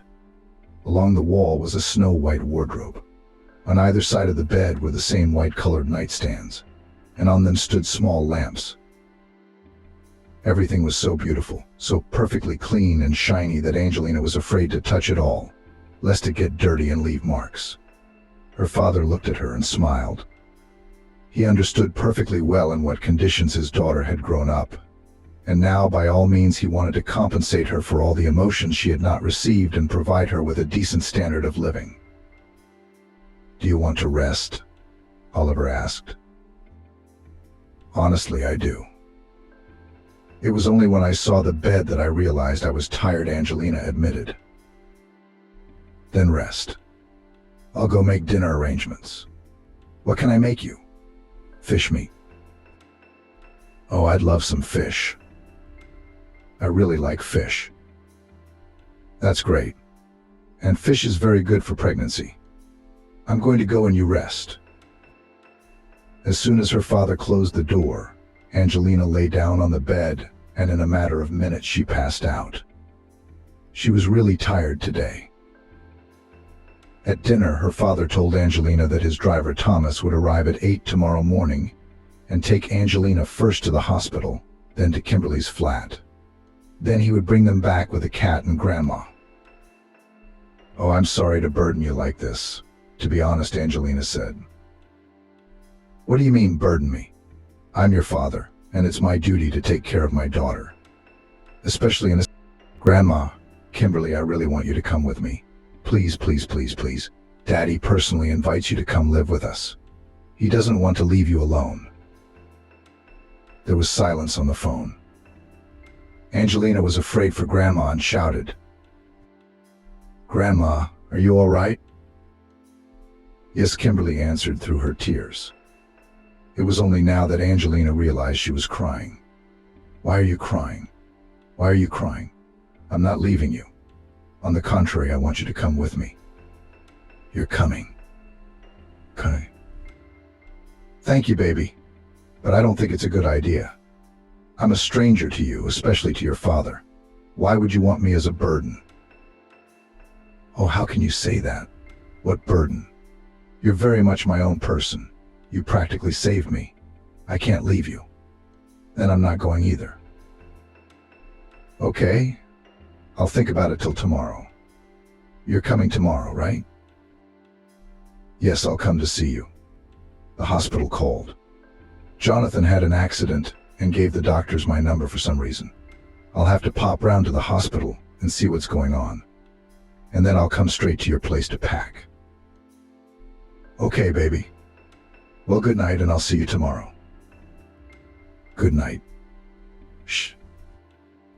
Angelina showered, went to bed, and fell asleep with a happy smile on her face.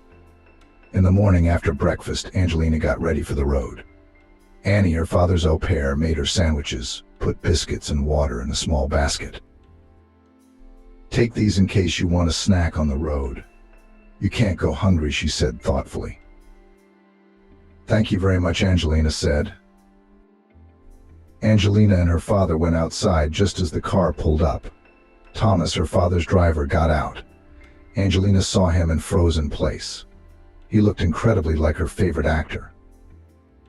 Come on, it doesn't work that way for such a handsome man to work as a simple driver, she thought, and quietly asked her father. Is this your driver?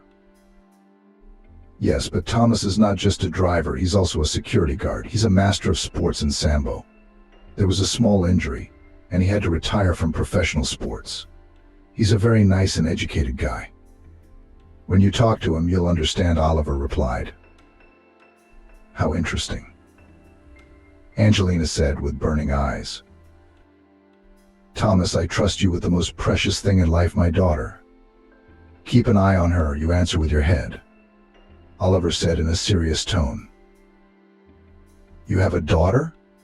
That's the first I've heard of it, Thomas said in surprise. You wouldn't believe it, I just found out yesterday. You see how miracles happen in life. Don't you believe in miracles?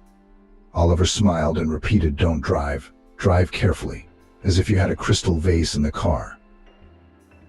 Don't worry, everything will be fine, the driver assured her, and took a small basket of groceries from Angelina's hands. Angelina hugged and kissed her father and got into the car. For the first 10 minutes they drove in silence. Angelina felt uncomfortable because Thomas looked so much like a famous actor, and she was embarrassed to even look at him. Thomas looked at the road and waited for his valued passenger to want to talk. If she didn't, then so be it. Angelina made up her mind and spoke first. Thomas, do you know that you look like the actor Thomas Clinton? And Thomas laughed. How do I look like him? Except for the name. And very much like him, Angelina insisted. And she was right, he did look incredibly like this actor.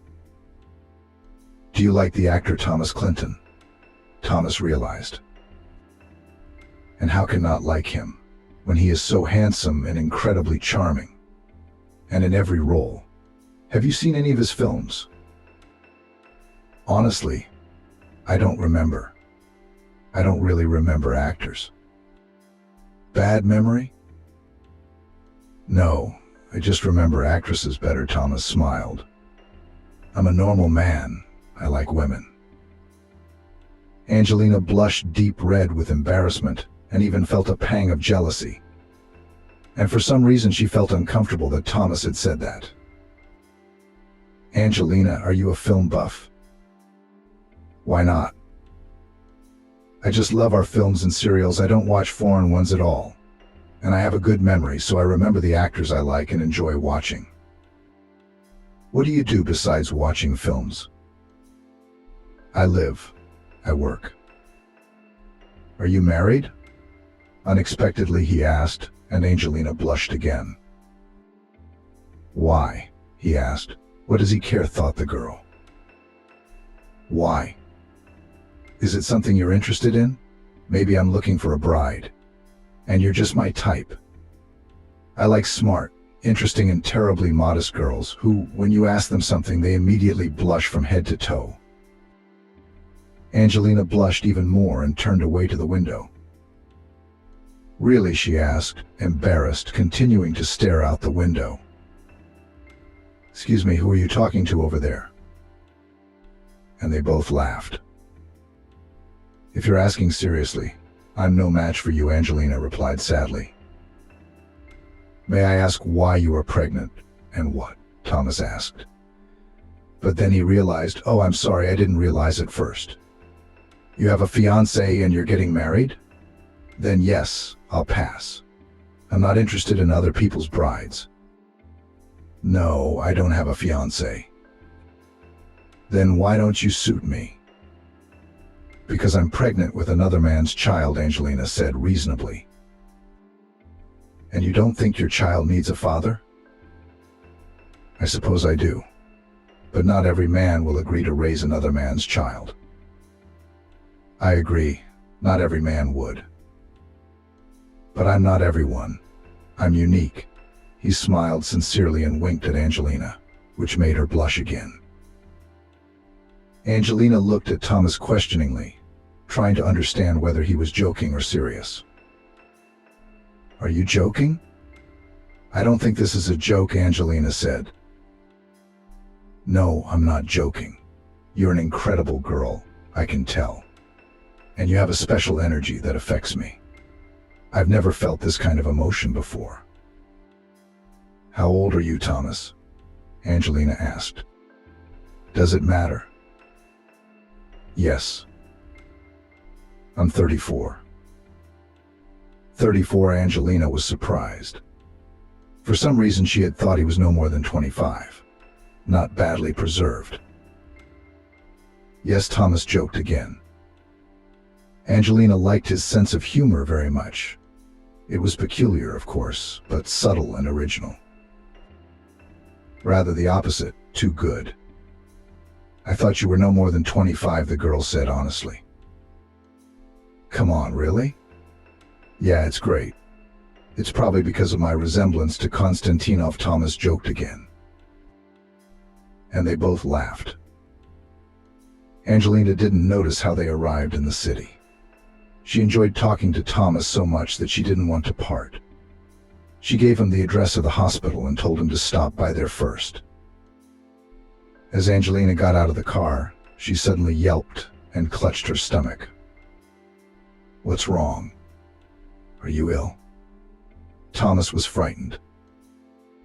"There's no doctor." "I think the baby moved," Angelina smiled. "It's the first time."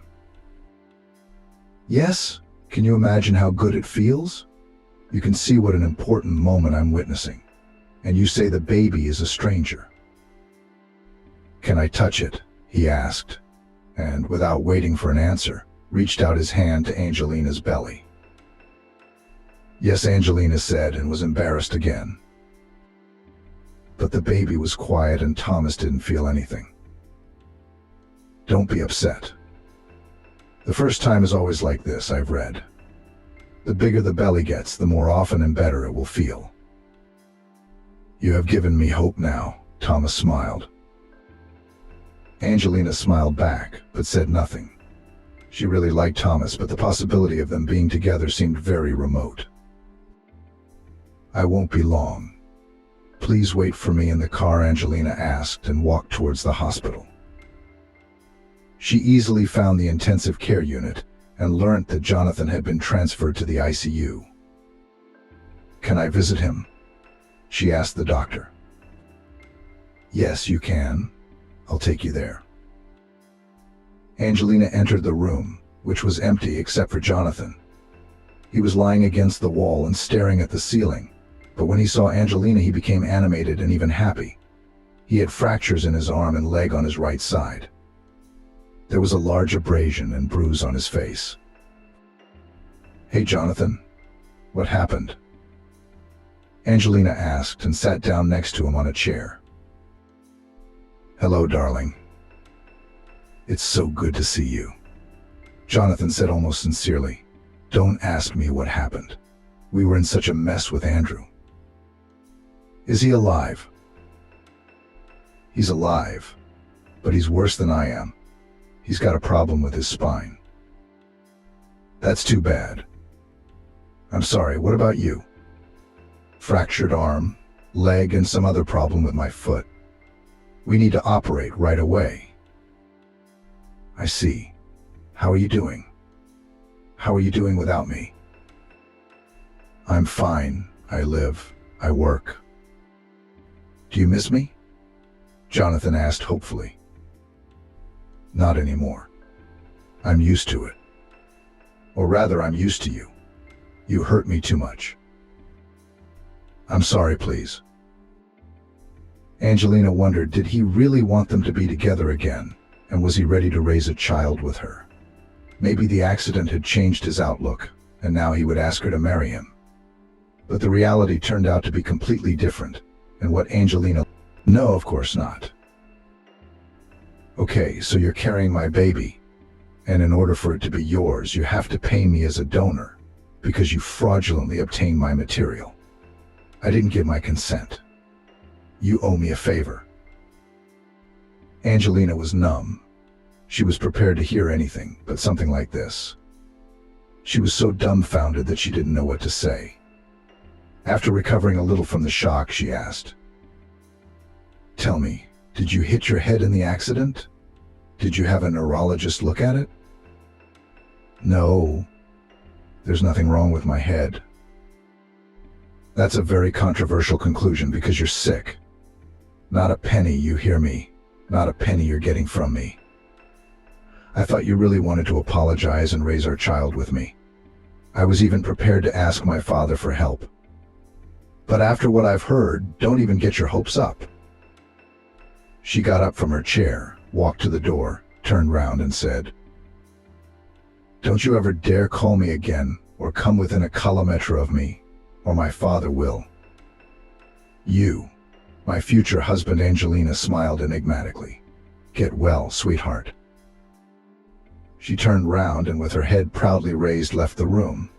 In fact, the girl could hardly hold back her tears. But when she left the hospital, she did cry. Thomas waited patiently by the car. When he saw Angelina crying, he rushed to her. "What's wrong? Did someone hurt you? Did something bad happen?" Thomas asked worriedly. "No, nothing happened. It's just that my past is worse than I thought it would be. So much worse that I feel like taking a shower right now. Like I'm covered in mud," Angelina said. "Maybe we should talk to someone ... without fists. Just man to man," Thomas suggested. "No, we don't. There's no use talking.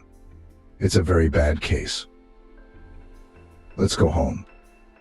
To your father's house or to the flat?" "The flat, of course.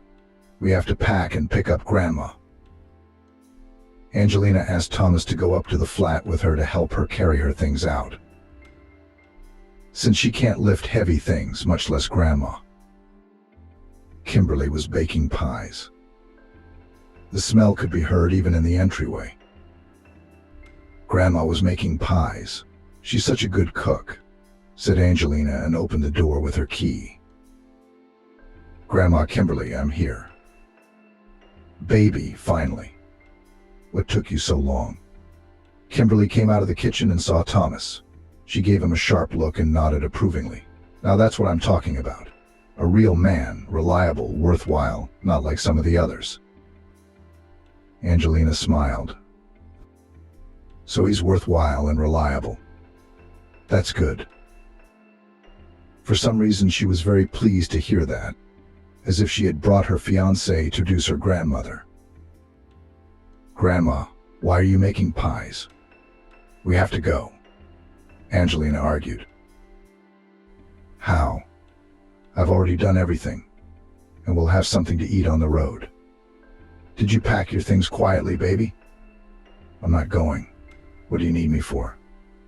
"An old sick man. Your father's probably glad he's got a daughter now, and then he'll kick me out and I'll be on the street. I'd rather live out my days here. So here's the deal. 1. If you're not going, I'm not going. 2. My father's a normal man, and he's smart, judging by his position. And he thought about it before he said it. And 3. I will never let anyone kick you out on the street." "How could you think that about my father? How could such a bad man give birth to a good girl like me?" Thomas commented modestly and smiled. The women laughed. "We have another hour to pack, so we don't have to drive at night. Then we take only the most valuable, expensive and necessary things to Grandma. Dad said we'll buy everything we need later," Angelina said. "I'm so embarrassed, so uncomfortable," Kimberly wailed as she gathered her things. An hour later, they were ready to leave. All they had to do was drop off the keys to their neighbor and arrange for her to water the flowers. From time to time, Sam the cat looked after the flat. He was put in a carrier and meowed at the whole entrance. He really didn't like to go outside. By 8 o'clock, they were home. Oliver met them at the gate. Kimberly was very worried, but Angelina's father turned out to be a really nice man and a warm host. He gave her grandmother a room on the ground floor so she wouldn't have to run up and down the stairs every day. The room was next to the library, which was a real gift to Kimberly. She read a lot, despite her age and deteriorating eyesight. Sam the cat was let out in the middle of the living room and proudly walked around his new domain. Oliver wanted to let Thomas go home, but Angelina insisted he stay with them for dinner. "Daddy, can I have a word with you?" She turned to her father. Sure, they stepped aside and Angelina asked, "Say, and if suddenly I want to marry, you will not object?" "Did the baby's father come to his senses and propose to you?" "No, but you've been to see him. Maybe you need some help. Should I get involved?"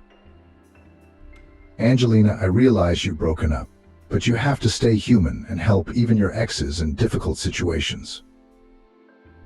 Angelina looked at her father, wondering whether to tell him what Jonathan had said, but after thinking about it, she decided to tell him. Oliver was angry at first, then laughed. God, how impoverished the male species had become. What kind of a man would have to be to think of such a thing? What a nightmare. "Yeah, Dad, I'm shocked too." "So wait, then who are you going to marry? Or is there something else I don't know?" Oliver asked. "You remember the story of how you and Mom met, don't you? I think I'm in a similar situation.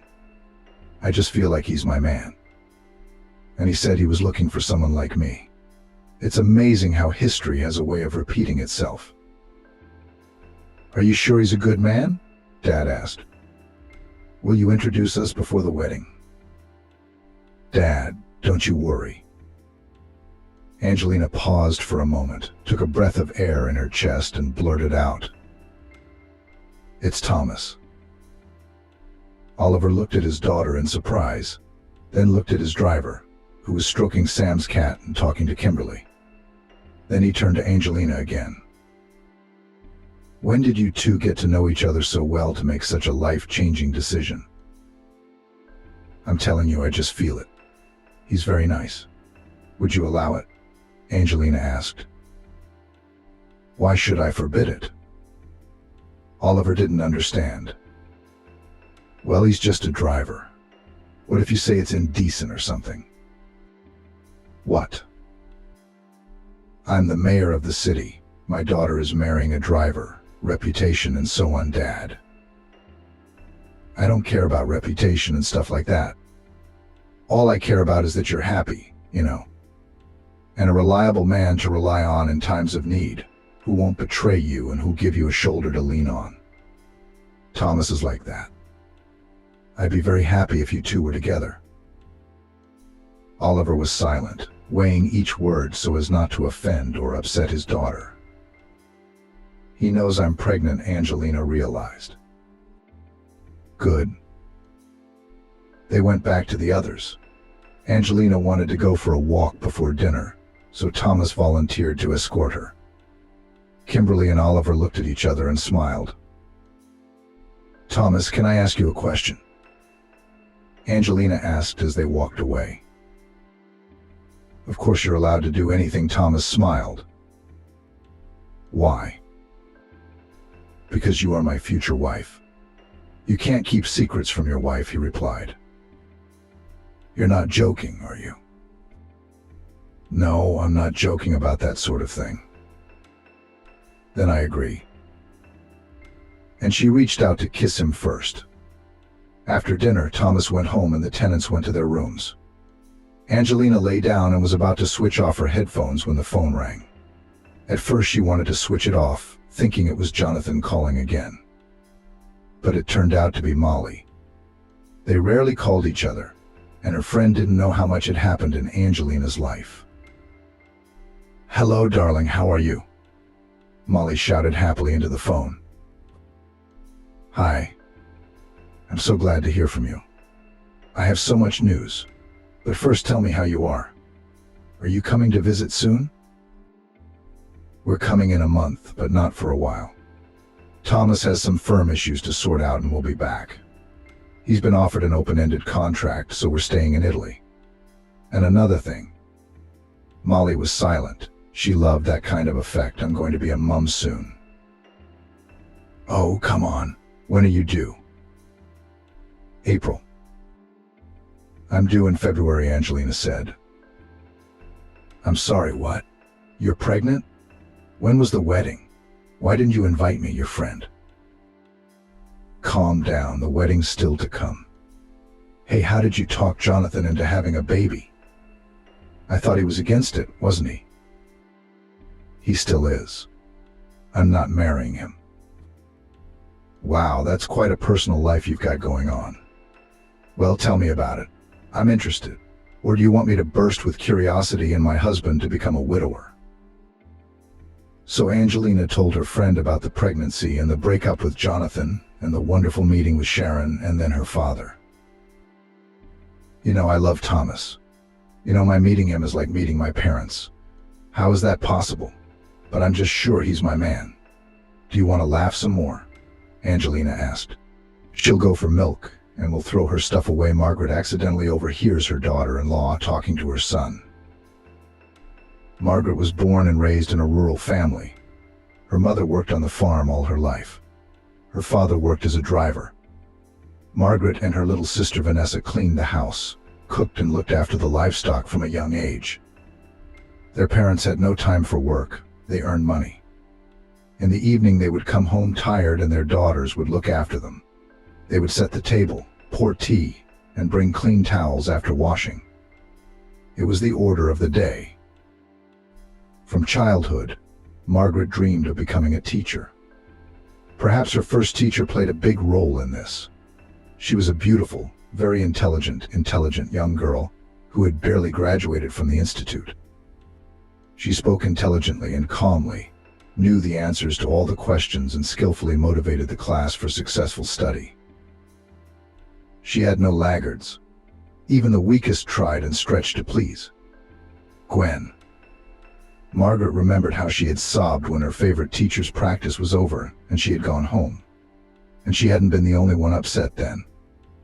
Ever since then, the girl had been determined that when she grew up she would become a teacher. As good and kind as Gwen. Margaret never changed her mind. She studied well and, having finished school, easily entered the university. Margaret was given a room in a dormitory. It was so unusual. The girl had never been away from her parents and sister for more than a couple of days. And now all of a sudden it was like this. It was scary and hard at first. But Margaret was quickly drawn in. She liked her studies, her classmates, her teachers. She realized more and more clearly that she had chosen the right path. Being a teacher was really her calling. After receiving her diploma, Margaret got her first job in her life. She was hired at the local city school and at a prestigious language gymnasium. And they offered her a salary that the young girl could never have dreamed of. Margaret plunged headlong into her work. She liked everything to teach, to answer the numerous questions of her children, to write notes for lessons, and to deal with interesting and difficult cases at the pedagogical council. The young specialist was noticed and appreciated. It was nice to receive compliments from experienced colleagues. Margaret felt really happy. Vanessa, her sister, had also moved to the city. Graduated from the College of Economics, got a job at the meat processing plant in the administrative office. Even got married, and very successfully. Ashley, the son of the director of the plant, fell in love with the young, pretty employee. The guy was from a wealthy family, handsome, educated, witty. Perhaps his parents were at first against the bride from the village, but after getting to know Vanessa better, they loved and accepted her. Of course they did. Beautiful, hard-working, faithful, kind. The young lived in their own flat, which had 3 spacious rooms and a huge loggia. Ashley's parents had given it to them as a wedding present. Margaret was genuinely happy for her sister. But her personal life wasn't going well. Back in her university days, Margaret had had several unsuccessful romances. They all followed the same pattern. At first, the girl began to charm the next suitor, saw him as an ideal man, mentally preparing for the wedding. Then came the epiphany, bringing heartache and almost disgust to the one who had recently been the meaning of Margaret's life. Somehow her suitors turned out to be infantile, spoiled creatures, selfish as well, insecure, weak. No, Margaret could not commit her life to such a man. The bitterness and disappointment after each breakup was long-lasting. That's why Margaret decided to take a break. I don't care about those men. They're so frustrating. Better to get on with her career. And then, one day he came into the life of a young teacher. Andrew, a modest, even a little stiff and short guy with blue eyes and a nice smile. For the first time they saw each other in the school gym on the eve of 1st September. Andrew was leading a team of craftsmen who were hurriedly completing repairs at the school. The young men met their eyes. Margaret immediately realized that this man had something for her. She couldn't quite put her finger on it. He wasn't that handsome. Quiet, unremarkable. And he flushed to the roots of his hair at the sight of Margaret and turned away, embarrassed. It seemed very sweet and touching. Margaret realized that he liked her too at first sight. Then Margaret met Andrew every day, and he invariably hid his eyes from her. But the girl began to notice that the guy secretly looks at her when he thinks that she does not see it, and it was very pleasant and exciting. And one day Andrew suddenly gathered courage. It was on the eve of the site handover. One last chance to get to know each other. Job done. Andrew has nothing more to do at the school, so he'd never see Margaret again. So the boy took a desperate and difficult step. Andrew spoke quietly and simply, no florid phrases. But his speech was so sincere, so touching. Margaret, of course, melted and agreed to go out with the guy. Andrew had no idea that she had been waiting for this invitation for a long time, and was beginning to worry that she would never get it. And then what to do? She wouldn't be the one to hang around his neck, would she? Andrew invited Margaret to the cinema. The girl was not worried before the first date. She saw that she liked Andrew very much, felt the warmth emanating from him, and therefore was sure that their meeting would go as it should. If only Andrew would relax a little, because he was very shy. After that first date, Margaret realized that Andrew was completely her person. They were so good, so easy together. Both told each other about their lives and destinies. Andrew was raised by his grandmother. His parents died when the boy was only 6 years old. So there he was left with his paternal grandmother, already a very elderly woman. She was an old-school lady and believed that children should be brought up in strictness, especially boys. So Andrew's childhood could not be called happy, warm, and carefree. No, the boy didn't complain. He just told me how he grew up and grew up. It was Margaret, sensitive and attentive Margaret. She was drawing her own conclusions. She felt sorry for this wonderful boy. She wanted to hug him, to kiss him, to give him some warmth and care. After all this he lacked so much in childhood. Andrew went into the army after high school. Then he came back, trained as a welder. However, he failed to find a job in his profession. But he became a foreman of a repair team. Not an easy job either. Still, the boy never gave up hope of becoming a welder. And wages there are higher, and in general. He'd learned so much for a reason. Andrew lived in a rented flat, just like Margaret. When he was just a kid, some clever relatives had sold his parents' house. There was no end in sight, so the lad had to start from scratch. But he was not discouraged and did not complain about life, although fate entreated him rather unfairly. Andrew was very kind and caring, unlike Margaret's previous beau. He always asked if she was hungry, and on chilly evenings he threw his jacket over her shoulders to keep her warm. With Andrew, the girl felt loved and desired. It seemed that he was ready to do anything for her. It was a wonderful feeling. Margaret realized that she was in love.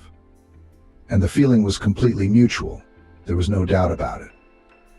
Andrew looked at her with such eyes and tried so hard to make her feel good around him. It was impossible not to notice.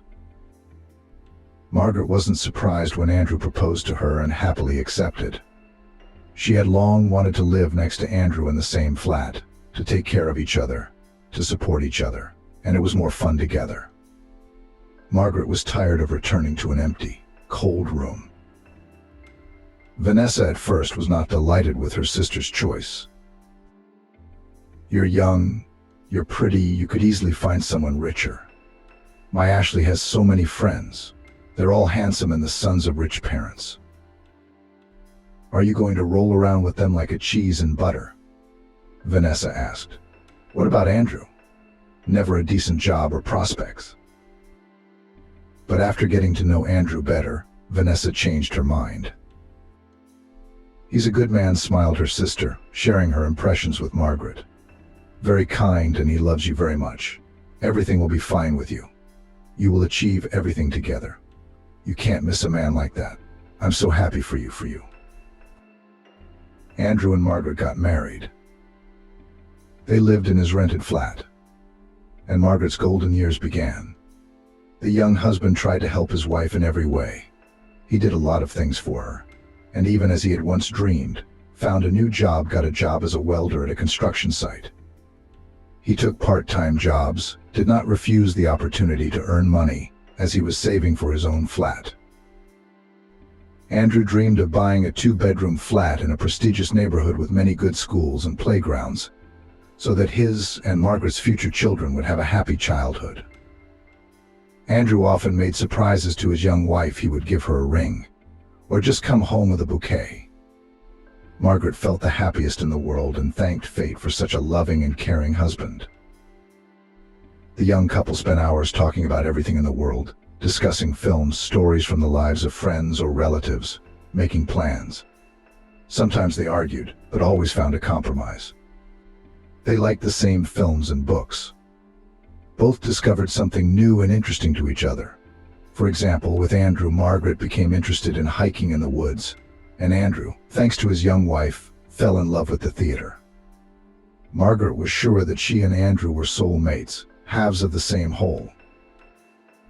Even though the couple lived poorly, they had enough to live on. Both did not seek excesses like a luxury car or annual trips to the sea. But they were happy to have each other, and often remembered that chance meeting at school, which might not have been. Margaret took a holiday in August, as her bosses had suggested, and then Oliver was born. How happy the young couple had been over his arrival. The new father glowed with pride as he held his son in his arms for the first time. Andrew turned out to be a wonderful parent, attentive, sensitive, caring. He could drive around for hours after work with a pram to give his young wife a rest. But Margaret most often went for a walk with her husband. It was so pleasant to walk together with Andrew, holding the handle of the pram and talking to the man she loved about everything in the world in a low voice, so as not to wake her son. The young parents liked to make plans for the future. They still did not have their own flat, but the amount in the bank account was slowly but surely growing. Just a little more, and the couple would be able to afford to buy their own place. At the same time, Vanessa, Margaret's sister, had a daughter, Ellie. The young mothers often visited each other and learned together the wisdom of caring for babies. The sisters shared advice and discussed the successes and failures of their babies. Margaret felt truly happy, and her husband was so loving and understanding. And her sister was close by. The young couple often dreamed about how their son would grow up. Surely he will be clever, kind, brave, will become, perhaps, a scientist or a craftsman. And they, the parents, will try to ensure that the innate talents of their child to open up and gain strength. It is only necessary to be attentive and patient. Andrew planned to do a lot with his son, to support him, always be there for him. In a difficult moment, Margaret was happy about it. On the soul was easy and calm. The two of them would manage. The child will grow up a good man. But the dreams of the couple were not destined to come true. A few years after the birth of their son, misfortunes one after another fell on their small family. First came the financial crisis, as a result of which the couple's savings depreciated. They were only a short time away from buying their own flat. The goal was so close. But after what had happened, the money accumulated in the account could only buy a couple of winter jackets, and that only if they were very lucky. Oliver had already started kindergarten. Margaret was out on maternity leave. The couple had a hard time getting over what had happened, even crying. Andrew couldn't help crying either. He thought that his wife did not see, but she noticed everything. The man even looked for a flat, the one he had dreamed of for a long time. A spacious 2-bedroom apartment not far from a large school and a sports center where Oliver could go swimming. And then it was a blow. But there was no time for despondency. Times were tough. Margaret's salary at the school had been delayed for months. Things were not going well at the building site either. Andrew's main income was now part-time work. The man spent all day long on them to feed his family. As time went on, Oliver grew up and it was time for him to go to first grade. The family seemed to be adjusting to the new conditions. Andrew's part-time job kept them afloat. The man was making plans for his own flat again. There were hopes for a better life, glimmered ahead of a happy future. Then tragedy struck at the construction site. Andrew was moonlighting. The owners of the site were economizing on everything and didn't care much about safety. Andrew knew he was taking a risk, but he was always careful and acted as carefully as possible. But this time, during the construction of a supermarket building, a man fell from the 3rd floor directly onto the concrete blocks piled up below. Of course, Andrew didn't survive. The paramedics who arrived could only pronounce him dead. Margaret wasn't told the terrible news until the morning. For her, the whole world turned upside down and faded away. She could not even cry for a long time. The woman felt her heart and soul literally torn in two. It didn't feel like living. How and why get up in the morning, if there is now no nearest and dearest person? Margaret realized that she would never meet anyone like Andrew again. There was no one else like him. And she didn't need anyone else. She missed his smile, his look, his smell, his warmth. Physically, it was painful from the impossibility to embrace the person she loved. There were his things around: clothes, books, glasses. But Andrew himself would never come home again, hug her and her son, joke with them. How to accept that? To dull the pain, Margaret even took up the bottle. Margaret realized, of course, that this was a dead end. But at that moment she didn't care, just as long as she could get rid of the unbearable pain for a moment. There was no telling what would have happened to the woman if it hadn't been for Vanessa. She took Oliver in for a while. She had seen that his mother was not only unable to look after the child, but couldn't even manage herself. Margaret didn't care. Oliver was taken away, and that was fine. She didn't even think about her own child's feelings, but he was in pain and scared too. What brought Margaret back to life, oddly enough, was Oliver's illness. He caught pneumonia and ended up in hospital. Vanessa came to her sister in tears to tell her what had happened. She felt guilty. She had not looked after her nephew. He had a high fever and was delirious, Vanessa said. At first the doctor and I thought it was stress. His father had died and his mother was in a strange state. But then it became obvious it was more serious than that. He was in intensive care for 24 hours. He seems better now. But the doctor says it's too early to relax. Are you drinking? It's time to get my life back. Enough already, we can't bring Andrew back. We're going to lose another boy. The situation brought Margaret back to life. She was scared for her son, more scared than she'd ever been in her life. She pulled herself together, stopped drinking, regained her job, and of course became a caring and loving mother again. It was hard, of course, to part with her dream job. After all, teaching kids is Margaret's true calling. The woman knew from childhood what she wanted to be. But what can you do when times are so hard? She and Oliver need something to eat. What wouldn't you do for a child? It was with great regret that Margaret left school. She missed her pupils, her colleagues, and her school life for a long time. Her heart sank every time she saw children dressed in uniform on the street. But new realities awaited Margaret. Working in the market was not easy. Capricious customers who didn't know what they wanted. Scandalous traders, competitors, the material responsibilities, and traveling took up a lot of time and energy. On days when Margaret went to work, she had to get up at the crack of dawn and walk almost 2 kilometers to the nearest bus stop in town. But the pay was good. Now Margaret could buy her son beautiful clothes and toys, and even every summer they flew to the seaside resort, and her mother helped to look after her son. She was already very old, of course, but she had enough time and energy for her grandson. Margaret often went to visit Vanessa. She didn't work, she was busy with the house and her daughter. She could afford it. Her husband earned enough to provide for the family. That's how your fate turned out. Vanessa often pitied her sister. You work as hard as you can, spinning as hard as you can. I even feel embarrassed to be a housewife. What about you? Everyone has their own fate, Margaret sighed. I'm not complaining about mine. Oliver and I have everything. There's no need to worry about it. Margaret was genuinely happy about Vanessa's life. She adored both her sister and her niece Ellie, but as her own daughter. The four of them often went out together, traveled somewhere together. In general, they lived friendly soul to soul. It was Vanessa who advised Margaret to save up some money and invest it in shares of a large company. Ashley says it's the right thing to do, Vanessa said. We have a lot of money invested in those stocks ourselves. My husband is sure that everything will be great in the end. And Ashley's smart, he knows. Margaret listened to her sister and, without a word to anyone, bought a few shares. The capital was growing, but very slowly. It was impossible to get rich by such interest, as it seemed at first. But Margaret decided to let the money lie on deposit. But she did not tell her son or her mother about the shares.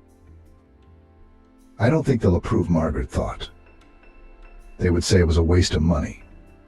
Let the family live in peace. So Margaret had her own little secret. Now she was saving money, buying shares, saving for a happy future for her son. Oliver grew up to be a smart, athletic boy, unlike his modest, quiet father. He was the soul of the company. He always had a lot of friends, comrades. The guy walked a lot, laughed, socialized. He was a very cheerful and carefree person. What a lad he's grown up to be. Margaret rejoiced. Self-confident, brave, intelligent. Just the kind of son Andrew and I imagined when we walked round the neighborhood with the pram. Oliver dreamed of becoming a lawyer, but to enter the coveted faculty he lacked just a little bit. The guy had to go to the army. Returning, he decided to try his luck in the city. His mother supported her son's decision, and even helped financially by renting Oliver a flat. Go, try, dare, she said. Just be careful, and know that no matter what happens, you can always come home, here, in this house. Thank you, Oliver smiled. But I'm not going back. I'm going to make my way in the city. There are so many opportunities there, so many prospects. Something will come of it. Bon voyage. Margaret smiled. It was scary to let her son go, but what can you do? The boy has grown up. It was time for him to start his own life. Oliver entered a construction college, and at the same time got a job at the factory. He studied, worked, and paid his own rent. Often came to the village to visit his mother and grandmother Gwen. He always turned up with gifts and funny stories. Margaret's mother had given up on him. She hardly ever left the house, and sometimes she didn't even recognize her own daughters. One day she had a heart attack. Margaret called an ambulance. Mom was taken to hospital. The old woman never came back. What do you want? Age. The doctor sighed tiredly. Nobody lives forever. Margaret and Vanessa organized a funeral in the village. There were a lot of people at the wake. Everyone knew Mum here, after all. And then Vanessa told her sister to take over her parents' house. I don't want half the inheritance, Vanessa said. I don't need it, you know. What about you? Have you looked after Mum these last few years?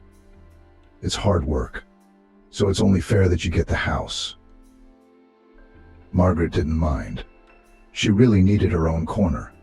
Old age was fast approaching. The woman sometimes marveled at how quickly her life had flown by. It seemed as if she and Andrew had just had Oliver. They were young, full of plans and hopes, beautiful. And now Oliver is a grown-up, independent man. Andrew is gone, and she's almost an old woman herself. What lies ahead? Margaret thought. Only retirement and a quiet, peaceful existence in a country cottage. Oliver is my only hope. He will marry, his grandchildren will be born, the little ones will come to visit their grandmother, and then there will be joy in life. By the way, Oliver is a good man, Margaret thought aloud. He hadn't given up his dream of going to law school. He got in after all. It was hard on him, working and studying, but he'll get through it. I'll be there to help and support him. Vanessa said it was time to live for yourself. You're young, you're still beautiful. Oliver's all grown up. Now you can treat yourself. You've got a good salary, you've got savings. Let's go to Italy or Greece. You've never been abroad before. We'll take a walk there, have a rest. What Greece, what Italy? Margaret smiled back. I have a grown-up son, Oliver, who is getting married soon.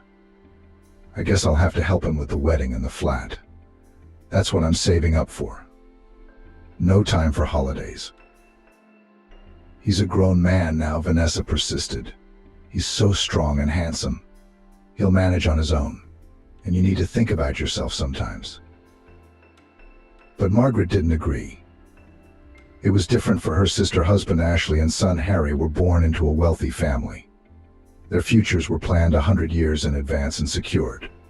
True, Jen's niece, despite her rich parents, had grown up wise, modest, sensible. Simple, natural, pleasant. And independent, too. Like Oliver, Jen worked from an early age.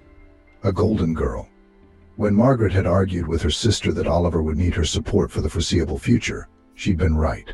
Shortly after that conversation, the son came to visit his mother for the weekend. He was somehow mysterious, not as he always was. Margaret immediately realized that something was wrong. The woman quickly assembled the table, put out her son's favorite treats, fried potatoes with mushrooms, pancakes and pickles from the cellar. Then she watched with pleasure as Oliver devoured it all. At the table, the young man shared some exciting news with his parents. "Mom, I'm getting married," he said. "How are you getting married?" Margaret's questions poured out of Margaret like a cornucopia of questions. To whom? When? The woman was overwhelmed by a storm of emotions: joy, anxiety, surprise. "Her name is Julia," Oliver answered. "You're going to love her. I'll bring her here next weekend. You two should get to know each other before we get married. I just wanted to warn you." At first, Margaret nodded her head with a smile. She knew, of course, that the moment would come sooner or later, but still the news took her by surprise. Wow, Oliver's getting married, all grown up, she thought. Julia worked as a waitress in a cafe, her son said. I often went there for a bite to eat. That's how we met. Julia is also from the country. She was also brought up by a single mother. See how much we have in common. Julia came to the city to go to law school. Another coincidence. That's amazing. She dreamed of working for the law, helping out, catching criminals. And she's so fragile, so thin. What kind of policeman would she be? She failed her college exams, but she didn't want to go back home to the village, Oliver continued. What would she do there? She grew up in a small village in the middle of nowhere, in a poor family. Her mother had 5 younger children besides her. Julia didn't want to go back to her old life. So she took a job as a waitress in a cafe. She got a room in a hostel, so she lived a little, worked a little. How long have you two been together? Margaret asked. 6 months. Almost Oliver smiled. Margaret knew from that smile that her son was in love. She's a good girl, taking care of me. She cleans the house, she cooks. We've been living together for 4 months now, almost in my rented flat. The other day I proposed to her." "So that's it," Margaret said. "There's so much to prepare. To book a wedding hall, to find outfits for the bride and groom, to hire a presenter, to plan the menu, and to send out invitations." "Mom, we've decided we're going to do without all that," Oliver said simply. "We'll just do it quietly at the registry office, that's all." "As you wish," Margaret nodded. She'd painted a picture in her head of her only son's ideal wedding a long time ago. It was a joyous celebration, with a crowd of dressed-up guests, a ringing toastmaster, a huge cake, and a table bursting with treats. Decorated with balloons and ribbons, cars, dancing. A beautiful bride and a happy groom. But if the young people decided differently, so be it. After all, it's their holiday. The following weekend, Oliver came to his mother's house with the bride. Margaret did her best to prepare a sumptuous table. She made salads and meat. The appetizers on the plates could have made a poem, Margaret thought. She was very anxious to please her future daughter-in-law, to show Julia that she was welcome in the house. The guests were carefully prepared for their arrival. They were careful not to say the wrong thing, so that Oliver would not be ashamed of his mother. Julia was a thin girl of short stature, with large dark eyes, thin eyebrows, and thick fringes. She was dressed simply but tastefully in elegant dress, low-heeled shoes. At first the guests and the hostess felt a little uneasy. Julia, looking round carefully, was silent. Apparently she was too shy to say a word. Only after a while did Margaret realize that this modesty was feigned. Julia was just looking around, choosing a tactic of behavior, drawing conclusions. The atmosphere at the table was resolved by Oliver. He joked, amused his ladies, threw up interesting topics for conversation. Oliver was always so lively, energetic, companionable. During the conversation, it turned out that Julia was really from a very poor and disadvantaged family. The girl charmed Margaret at the first meeting with her modesty. Oliver's fiancée had a very sweet smile.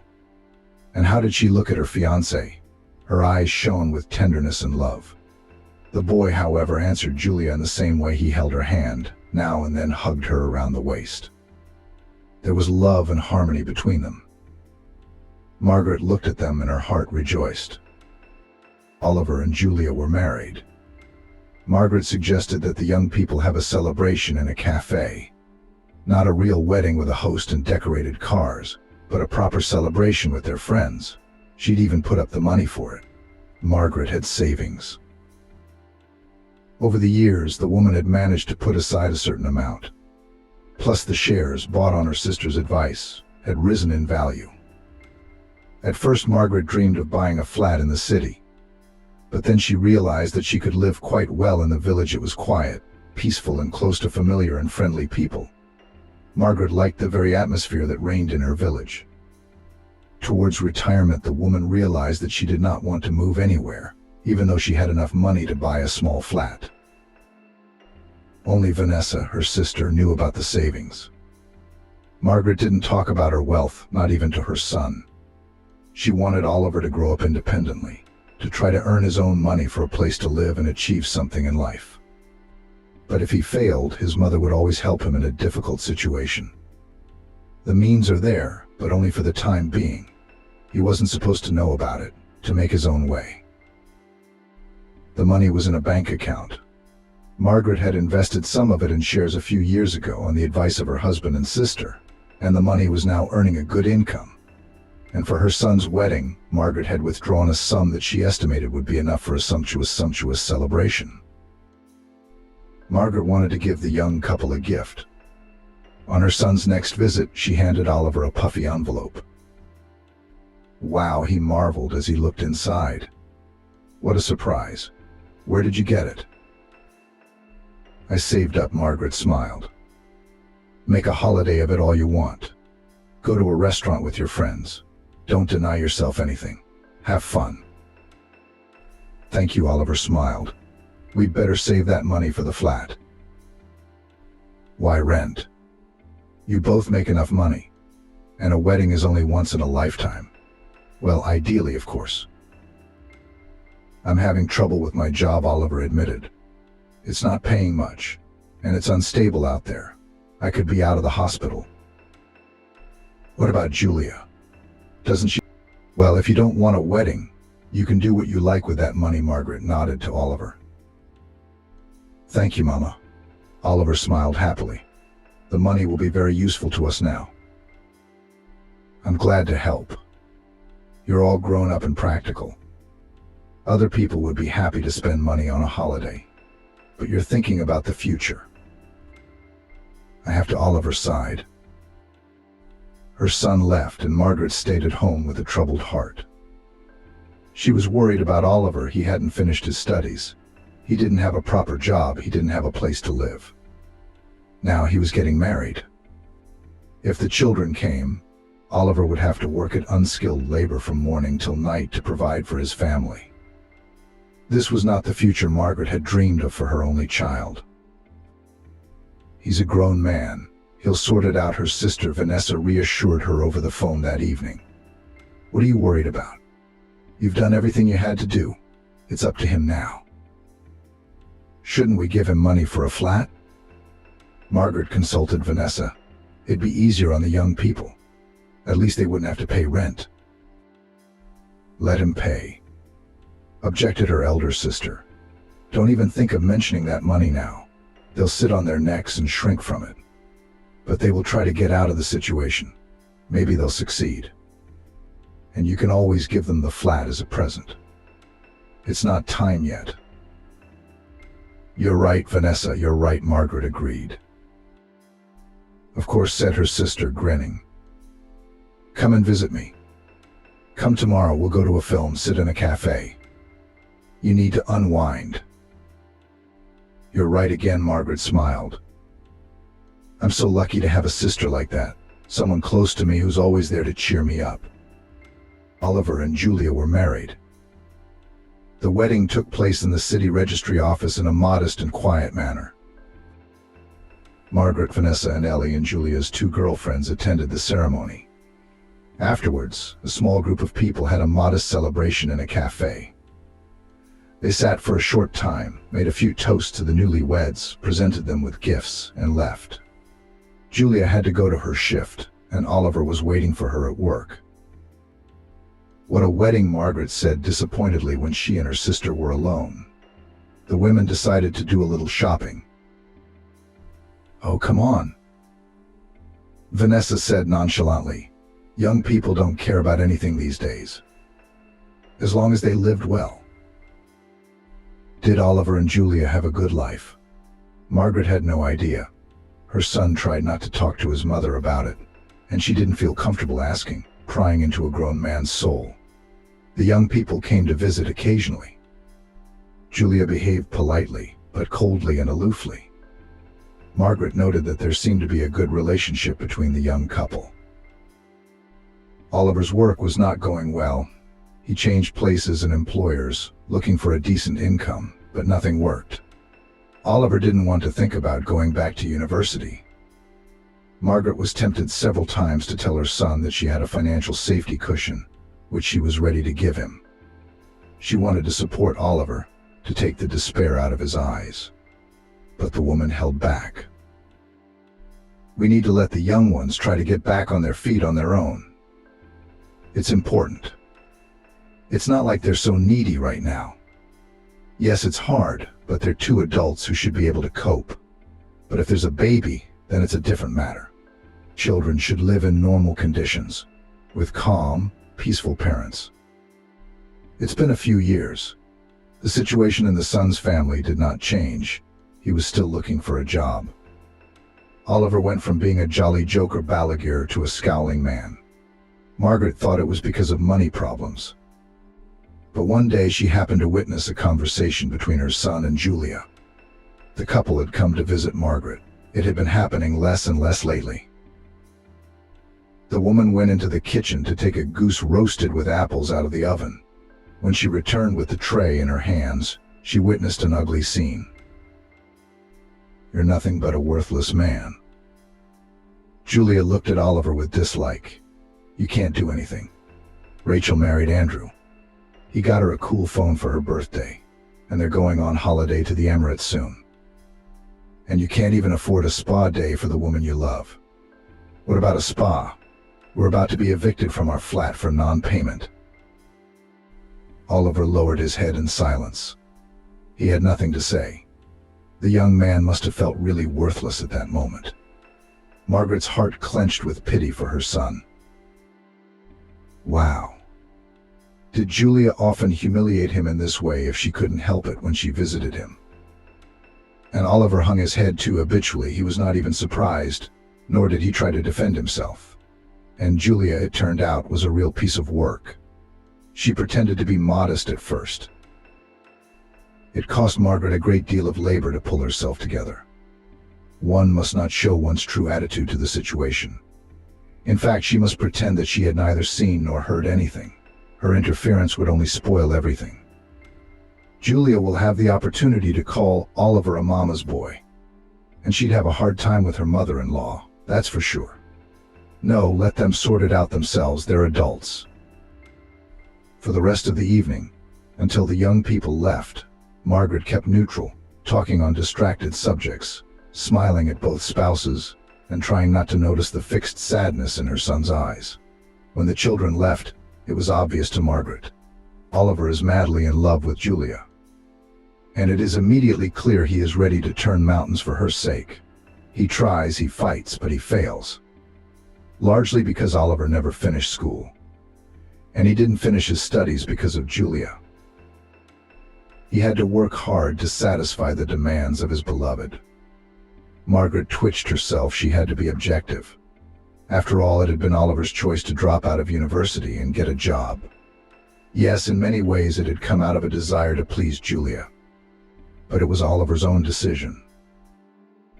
How can I help my son now? Margaret thought again about the money in the account. Maybe we should give it to Oliver. Let him buy a flat. It would make Julia feel better.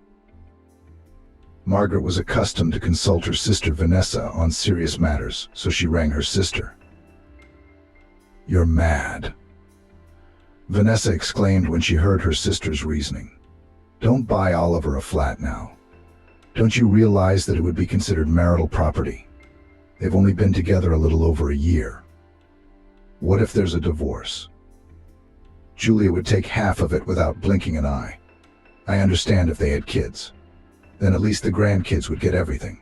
But as it is, there's no telling who's going to get it." Margaret realized her sister was right again. There's so much to consider, it's hard to keep in one's head. It's not easy being a mother to a grown-up son, Margaret sighed.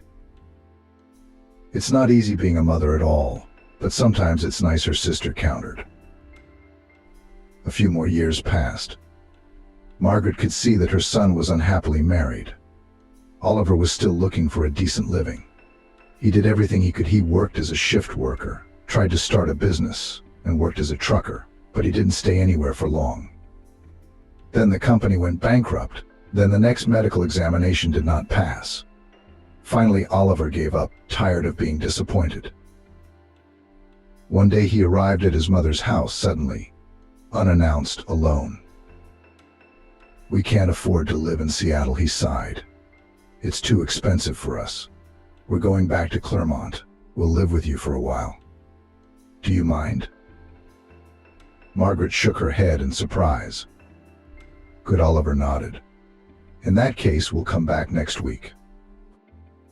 Margaret was at a loss for words after her son's departure. Are they going to live together here in the village? What kind of a strange decision is that? There's not even much work here. What do Oliver and Julia expect? But Margaret did not argue with her son. She could see he was having a hard enough time as it was. All right, let them try. They're probably just looking for a way out of a difficult situation. They're considering a life in the country. Well, we can do that. The city didn't work out. Life together with Oliver and Julia began with a turf war. "Mom, we're going to live in the living room," said Oliver. "Why?" Margaret was surprised. She had prepared a corner bedroom for the young couple, She thought it was the coziest and most remote room, and would be more comfortable for the young people. "Because it's the biggest and brightest room," Oliver replied simply. Margaret realized later that her son was broadcasting Julia's will. He was always trying to please his wife. He loved his young wife more than his life, and she took advantage of that. Julia immediately showed her true face to her mother-in-law, not even trying to pretend to be polite or modest. She didn't like everything Margaret did. Her mother-in-law didn't cook properly, too fatty, unhealthy food. She didn't know how to set a table. And she didn't even scrub the floors properly. Julia often made contemptuous remarks to Margaret. "Why do you rattle your dishes in the morning and disturb your sleep? Or do your friends laugh too loudly? And anyway, can't you get together somewhere else in the evening now?" At first, Margaret was at a loss for words at her sister-in-law's insolence. But then, of course, she thought of appropriate responses to Julia's barbs. She wanted to remind the young woman that she was not in her own house, and that she should behave more modestly. But Margaret refrained for her son's sake. She saw how much he was attached to Julia, loved and worshipped her. The young husband tried to fulfill every whim of his wife. There were many whims. Oliver did not cope and felt guilty. Julia fueled this guilt in him. She often mentioned the husbands and boyfriends of her acquaintances, who lavished jewelry on their loved ones, and literally showered them with money. Margaret understood the purpose of all this talk. Julia manipulated Oliver, played on his feelings, used her spouse, suppressed. But she wasn't even trying to open her son's eyes. He wasn't in the right state of mind now anyway, too blinded by love and passion. Margaret sincerely did not understand what her son found in this Julia. Well, yes, she was pretty, but there's a lot of them out there. And yet such strong feelings. It seemed that if Julia asked him to jump off a cliff, he'd do it gladly. Oliver got a job at the local sawmill. It was hard work, physically exhausting. But the pay was good. Enough to periodically take Julia to the city, then to shopping, then to a restaurant. The young wife herself did not bother to work. "Well, where can I find a suitable place here in the village?" She sighed. "And in the city every day, Margaret, go to the city." "All of them." "I used to go," Margaret suddenly remembered. "I had no husband, and I had a baby to raise. I had to get from here to the central market every day."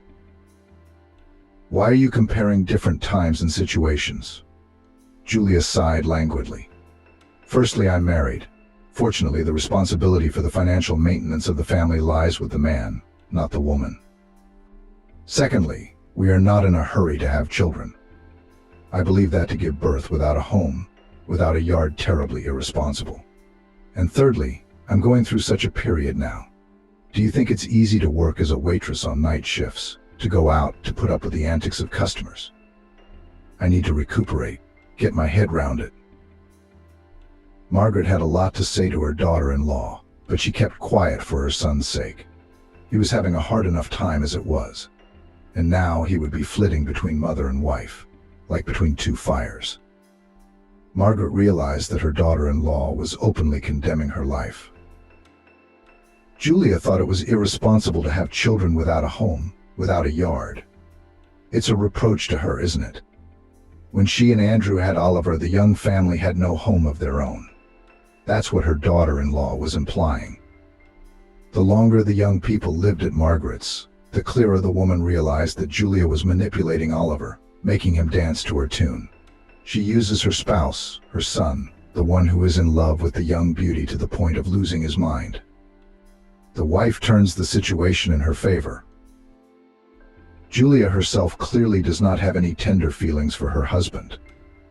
This is evident from her irritation, from the unpleasant looks at the spouse, from the words, gestures. There's a lot of signs of that, and how only the son does not notice. So why is Julia still with Oliver? The answer is simple. Who else would go to such lengths for her? Where else would she find someone so loyal and obedient? A feeling like Oliver's for Julia is rare, and the girl realizes that.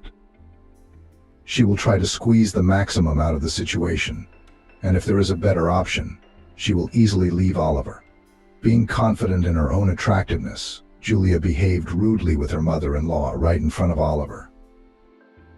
She must have realized that Margaret could see right through her. It made her angry, annoyed, and frightened, apparently. And how did Julia look at her mother-in-law? She felt superfluous in her own home, the arrogant, contemptuous glance, the barbed remarks, the reproaches.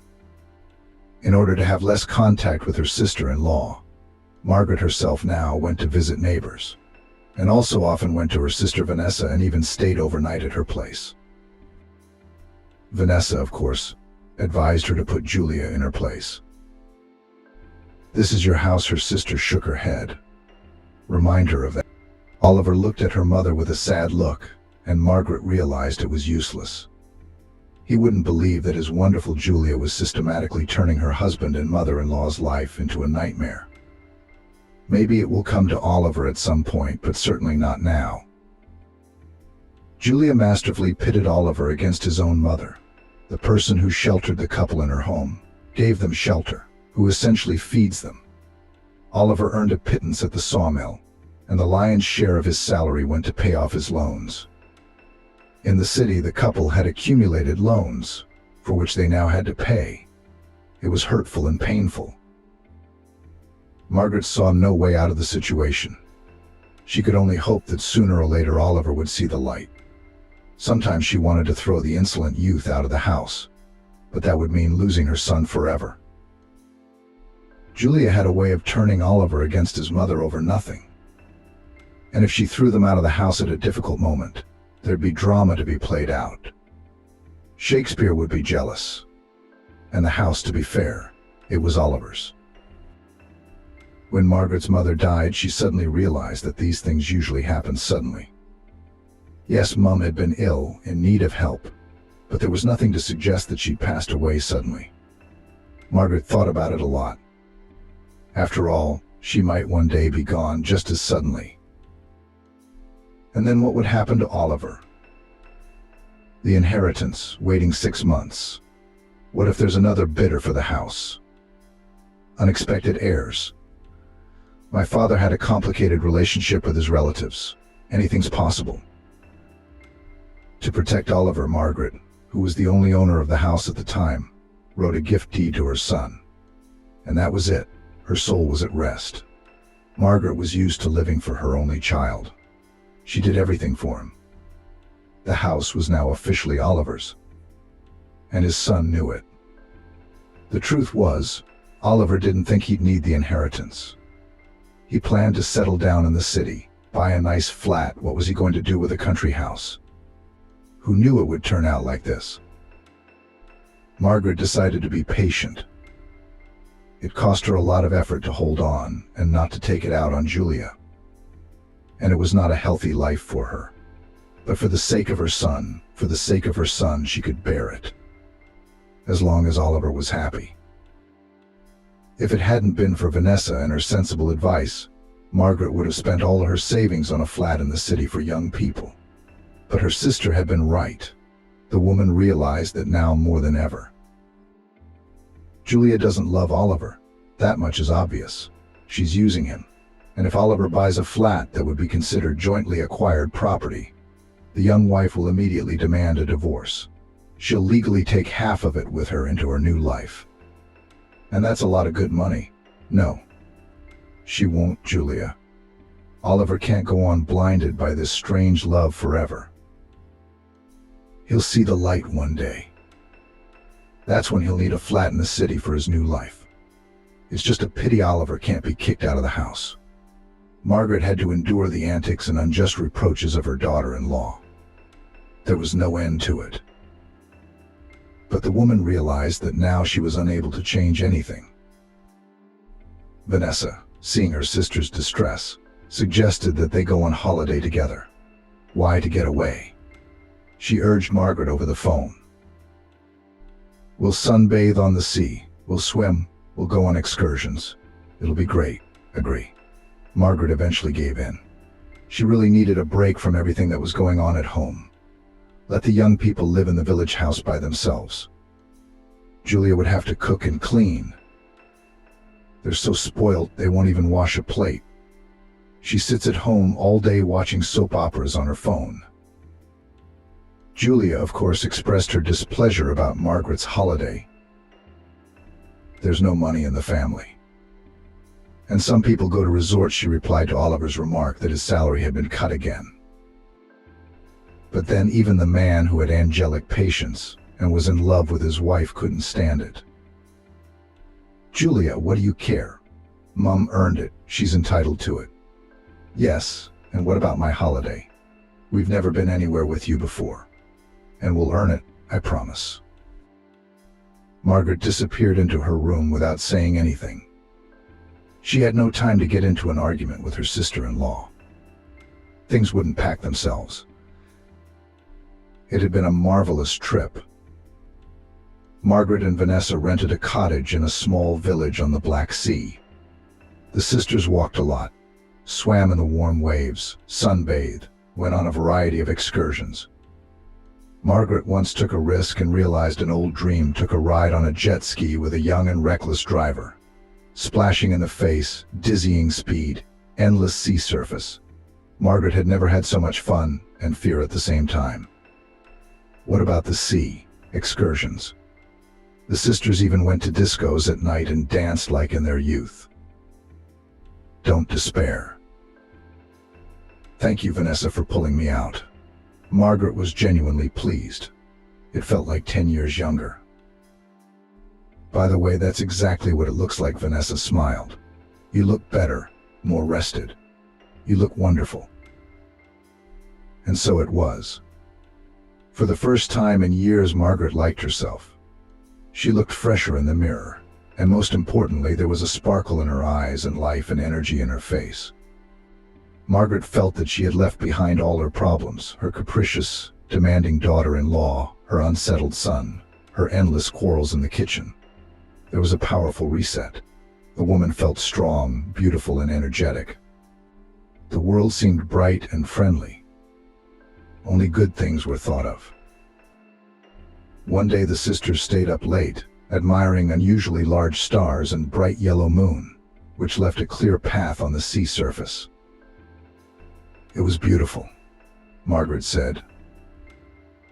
It sure is. Vanessa agreed. It's a pity we have to go back tomorrow. I can't believe it. I like it so much here, another life, another world. And there it's all the same again. They're chasing them away. Vanessa couldn't take it anymore. They're sitting on your neck and being rude. When she waits for me, I'll come to you and put things in order. Don't. Margaret protested. It would make things worse. It won't make things worse, Vanessa grumbled.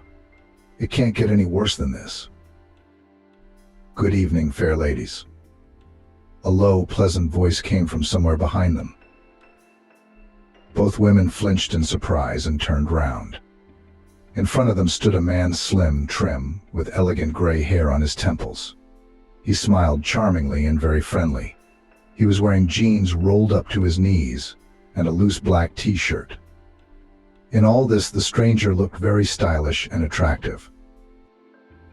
Hello to you too, Vanessa answered for the two of them. It's a lovely evening, isn't it? The man kept coming closer and closer. Margaret couldn't take her eyes off his smile. It made the stranger's face glow from within. The man introduced himself as Harry, said he had just arrived here today and checked into a room on the first floor of the cafe. The sisters were just there tonight having dinner at the place, drinking wine, eating kebab, enjoying live music. Harry immediately noticed two beautiful single ladies at the table and purposely followed them to the shore. I'm sorry if I startled you, he said. And don't think I'm a frivolous adventurer. It's just that you both have such kind smiles. I wanted to get to know you better. I'm here all by myself. I'd like to find some company for walking and socializing if you don't mind. There's a problem with that, Vanessa shrugged her shoulders guiltily. We're leaving tomorrow at lunchtime, the plane. That's a shame. The smile slipped off Harry's face for a moment. Margaret, too, was sorry that they wouldn't get to know the man better. Surely it would have been even more fun and interesting for the three of them to spend the holiday together. There was something about Harry, something special. Margaret wanted to be near him, to look into his eyes, to admire the man's smile, to listen to him. Strange. The woman didn't remember anything like that happening to her in the last 30 years. And had it ever happened in her life at all? Well, if that's the case, we have one night left. Harry smiled again. Let's make it fun, something to remember. I come here a lot. I'll show you such places. I'll show you places like this. Are you coming with me? Margaret was ready to say yes immediately. But Vanessa, cautious Vanessa, unlike her sister, did not lose her head around the charming stranger.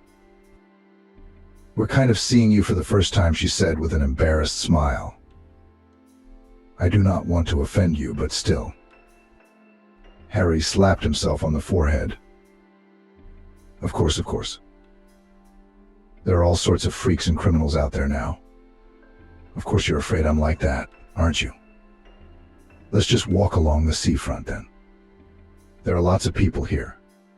I don't want to leave you. We can do that, Vanessa said cheerfully.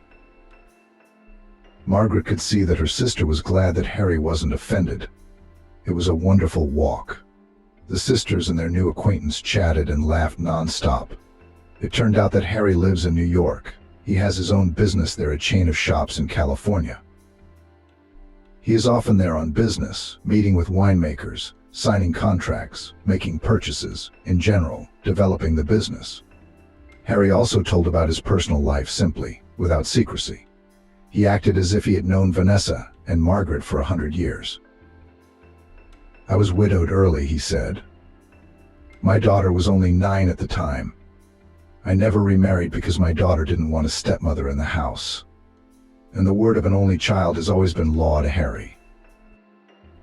You and Margaret are alike in that, Vanessa said. She lives only with her son too, and she puts up with a lot for his sake, allows him everything. Yes, Harry looked at Margaret with interest and met her eyes. The woman's eyes flashed like they had when she was young. She even felt hot. That's a waste, Harry continued. Years later, I realized it wasn't right. My daughter grew up to be a spoilt brat, but she's doing well now. She's found a husband who tolerates her whims as well as I do, and they live peacefully. Abroad, unfortunately. They've gone to a warm place. So I'm all alone. I have a job, friends. But still, after my daughter's departure, the house and my soul feel empty. The Trinity partied till the morning. It felt like they were back in their youth. Harry was clearly sympathetic to Margaret. He tried to make her like him. From time to time he took her hand as if by accident. And once he gave her a gentle, brief hug around the waist. But Margaret wanted that moment to last forever. The sisters didn't get to their cottage until it was starting to get light. Harry, of course, volunteered to escort them. I hate to leave you, he said, looking at Margaret. Margaret, do you two want to exchange phone numbers? Vanessa suggested. What if we had such a good time? Maybe we could come back again next year. We should call each other so we can have a holiday together. That'd be great. That's a great idea, Harry said, dictating his number. No. Give me your phone number, Harry suggested. Margaret complied with his request with a smile. He deliberately held her hand in his as he took her mobile phone. There was so much warmth from him, so much tenderness. Margaret wanted to dissolve into it all. It was a shame they had met so late. Harry quickly dialed Margaret's number from his phone. There he smiled. Now that we've exchanged numbers, we won't lose each other. That's great. Margaret nodded. She realized that this phone exchange meant nothing, and the fairy tale that had almost begun would never really begin, because there was no tomorrow. Tonight she and Vanessa would fly home, and there would be a cramped village house, a disgruntled daughter-in-law, a disengaged son. And the problems hadn't gone anywhere while she'd been away. Harry, Margaret thought. Well, Harry, Today he walked with us. Tomorrow he'll find someone else. Such a man, he's not for me. He's too handsome, too successful, too wonderful. I can't have a man like that. It's sad, of course, but it's the truth of life. And how did he look at you? Vanessa smiled when the sisters were alone. I wish someone would look at me with admiration someday. Just once.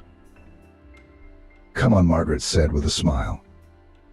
She knew she would think of Harry often now, his soft voice, his delightful manners, his beautiful eyes. And let that man forget about her the very next day. It would make no difference. Margaret did not reach her home until evening.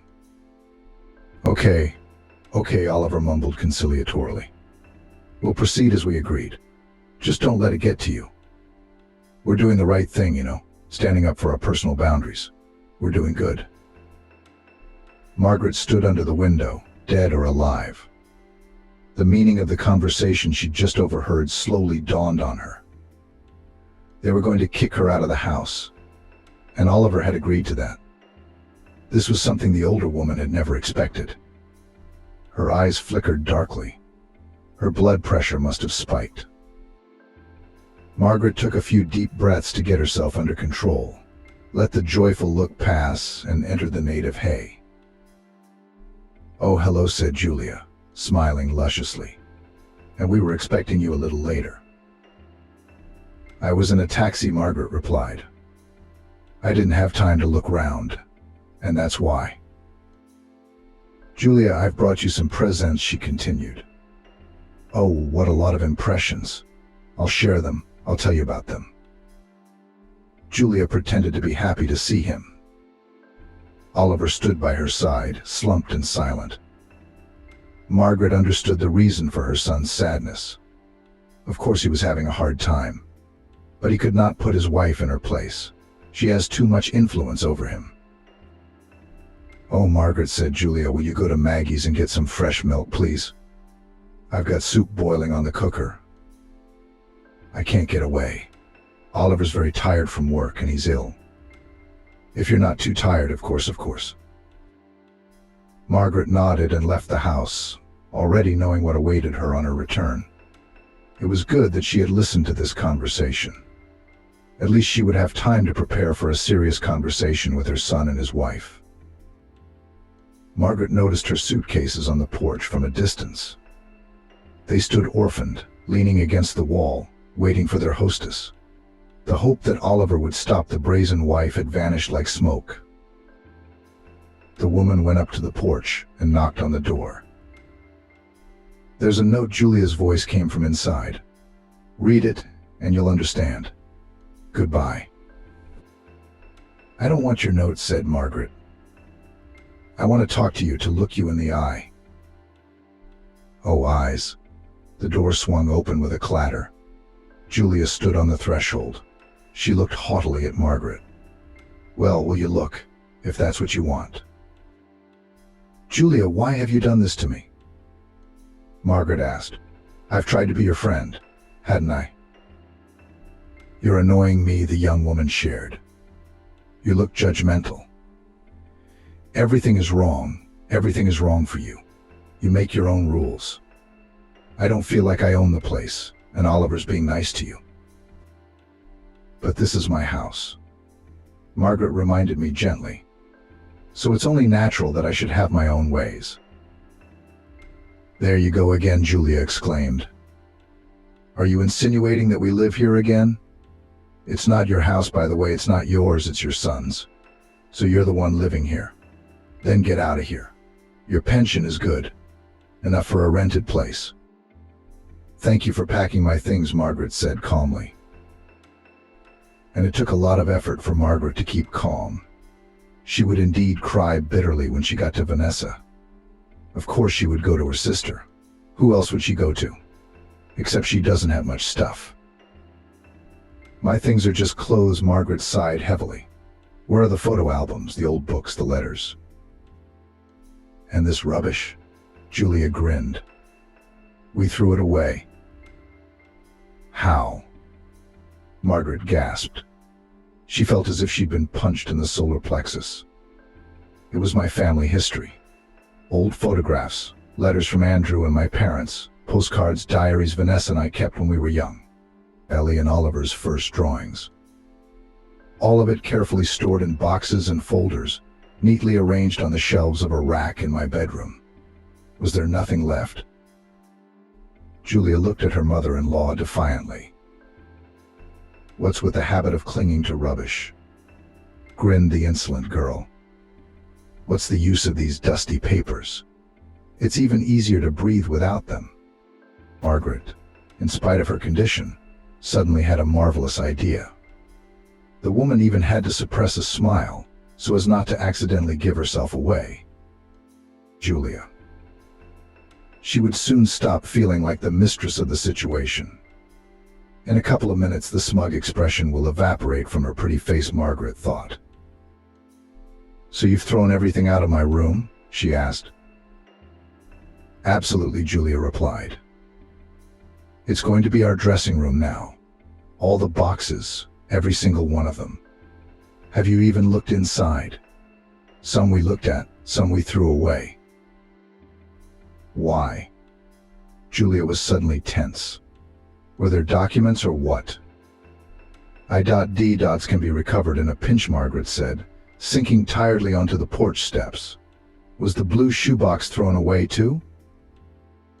Yeah, I guess so. What's the big deal? Because Margaret looked up at Julia, it was my savings, the money for the flat I was going to give Oliver. The words had an incredible effect. Julia was stunned, pale. She opened and closed her mouth a couple of times, trying to say something. Then she sank helplessly to the steps beside Margaret. Why didn't you tell me? She almost whispered. Margaret was pleased with the effect of the phrase. She did not keep any money in any blue shoebox. It was just sitting there in the account, slowly building up. But Julia needed to be taught a lesson for all the bad things she'd done to her and Oliver. How did I know you'd decide to throw my things out of the house? Margaret said, stubbornly playing the part of a confused, bewildered old woman. I never imagined such a thing. Julia shook her head as if she had woken from a dream. Her eyes lit up with eagerness for action. You will tell me everything in detail, she asked. What did the box look like? What shade of blue was it? Was it large or small? Margaret answered, trying not to confuse her statements, lest the situation get out of hand. Oliver had stayed home the whole time. Didn't even stick his nose out on the porch. He was probably ashamed that he'd gone along with his wife and kicked his mother out of the house. But he couldn't turn against his wife either. He loved her too much, which Julia took advantage of. Having answered all Julia's questions, Margaret headed for the bus stop. Come on. Stay, her daughter-in-law said. She needed her mother-in-law now to help her in her search. The young woman was determined to find the box, even in a landfill, even at the end of the world, and Margaret could help her. She knew what the receptacle of a large sum of money looked like. Why should she? Margaret was a little surprised. How so? Why should we look for the box of money together? You do care about your savings, don't you? That's what it is. Margaret smiled. That's where you're wrong. I don't care what happens to that money. I was going to give it to you anyway. If you find it, take it. Margaret walked down her home street and felt Julia's eyes on her. Her sister-in-law was shocked that she had thrown away so much money with her own hands. Yes, but now Julia would dig her nose into the ground to bring that wealth home. Greedy Julia doesn't realize Margaret's money is in a bank account. Her mother-in-law is not so inexperienced as to keep such funds in a box. Before heading to the bus stop, Margaret stopped by to see Jen, a neighbor. She had once been friends with her mother Maggie, a firm friendship, but now Maggie was sadly no longer alive. Margaret still had a good relationship with Jen, though. She needed someone in the village, someone to tell her what was going on, to keep an eye on Julia. And Jen was the perfect person to be that informant. The woman had been exasperated at first, listening to Margaret's story. She couldn't understand how it was possible to do that to a man who let his daughter-in-law and son into the house when they were in a difficult situation. And then, having learnt the full story, Jen laughed loudly and merrily. "Oh, Aunt Margaret, you've got to be kidding. You should have rubbed her nose in it like that. You've got that right, haven't you?" "I'd like to know how they're doing," Margaret smiled. "How are they living? How's the search going? Something tells me this story will open Oliver's eyes to his wife." "That's too bad," Jan shook her head. "I didn't think he'd be so weak-willed." "Love is evil," Margaret sighed. Jen had hit a sore spot in her heart. "Of course I've been looking after them, and I've kept my son involved. Do you know how quick he is? Peckinpah." Jen's son had just turned 14. He's been using his phone to film content for his channel. And once again, he's got a few things to go on. When Margaret was done with her chores, she went to see her sister Vanessa. She would not abandon her, would listen to her, support her, pity her. It was good to have such a person. A fortnight had passed since the evening of Margaret's return from the resort. It was a short time, but a lot had happened in that time. Firstly, Margaret's plan had worked. Julia was hooked. She found out where the rubbish from their village was taken, found the dump, and now she traveled there every day as if it were her job. Thankfully, the girl didn't work anywhere and had plenty of free time. Julia's trips to the dump were regularly reported to Margaret by phone by Jen. She proved to be an excellent liaison. "Oh, Aunt Margaret, what a circus. She goes to the bus stop first thing in the morning like a bayonet. She's like a tourist. She's got a huge rucksack on her shoulders, overalls, gloves, bags. Everything is serious.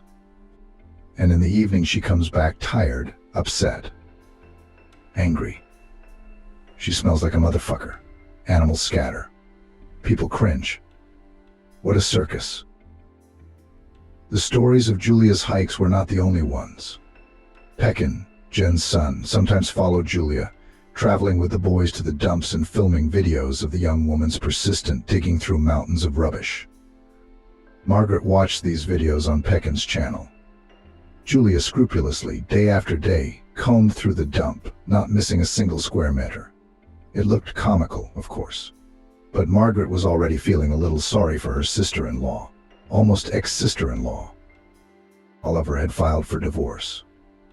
First, Margaret had heard from the neighbors that Oliver had left home. Then the son called his mother, apologized, repented, and told her he was divorcing Julia. "She had turned me away with her obsession with money, her boorishness, her greed. We're splitting up, Mum. I can't go on with her. She must be crazy. Julia can stay at our house for a while. I've given her a week because she has nowhere to go. Julia keeps hoping to find money. It's become an obsession for her. She blames herself for not looking in the boxes you threw out, and she's eating herself up. She blames me too. It's unbearable. What about you? What are you going to do in town?" "I found a job, a good job at last, with accommodation, which is important. I'll have to go on business trips, but what's in it for me? But the money's good." Margaret felt better after talking to her son. It was so important to be in touch with the person she loved. There was no more conflict or misunderstanding between her and Oliver. Oliver's life seemed to be getting better. He's found a job, he's getting away from Julia, one who was openly using him. Maybe he'll meet a nice girl soon and be happy in his personal life again. What are his years? The relationship with Julia is clearly a lesson to Oliver. He won't fall into that kind of net again.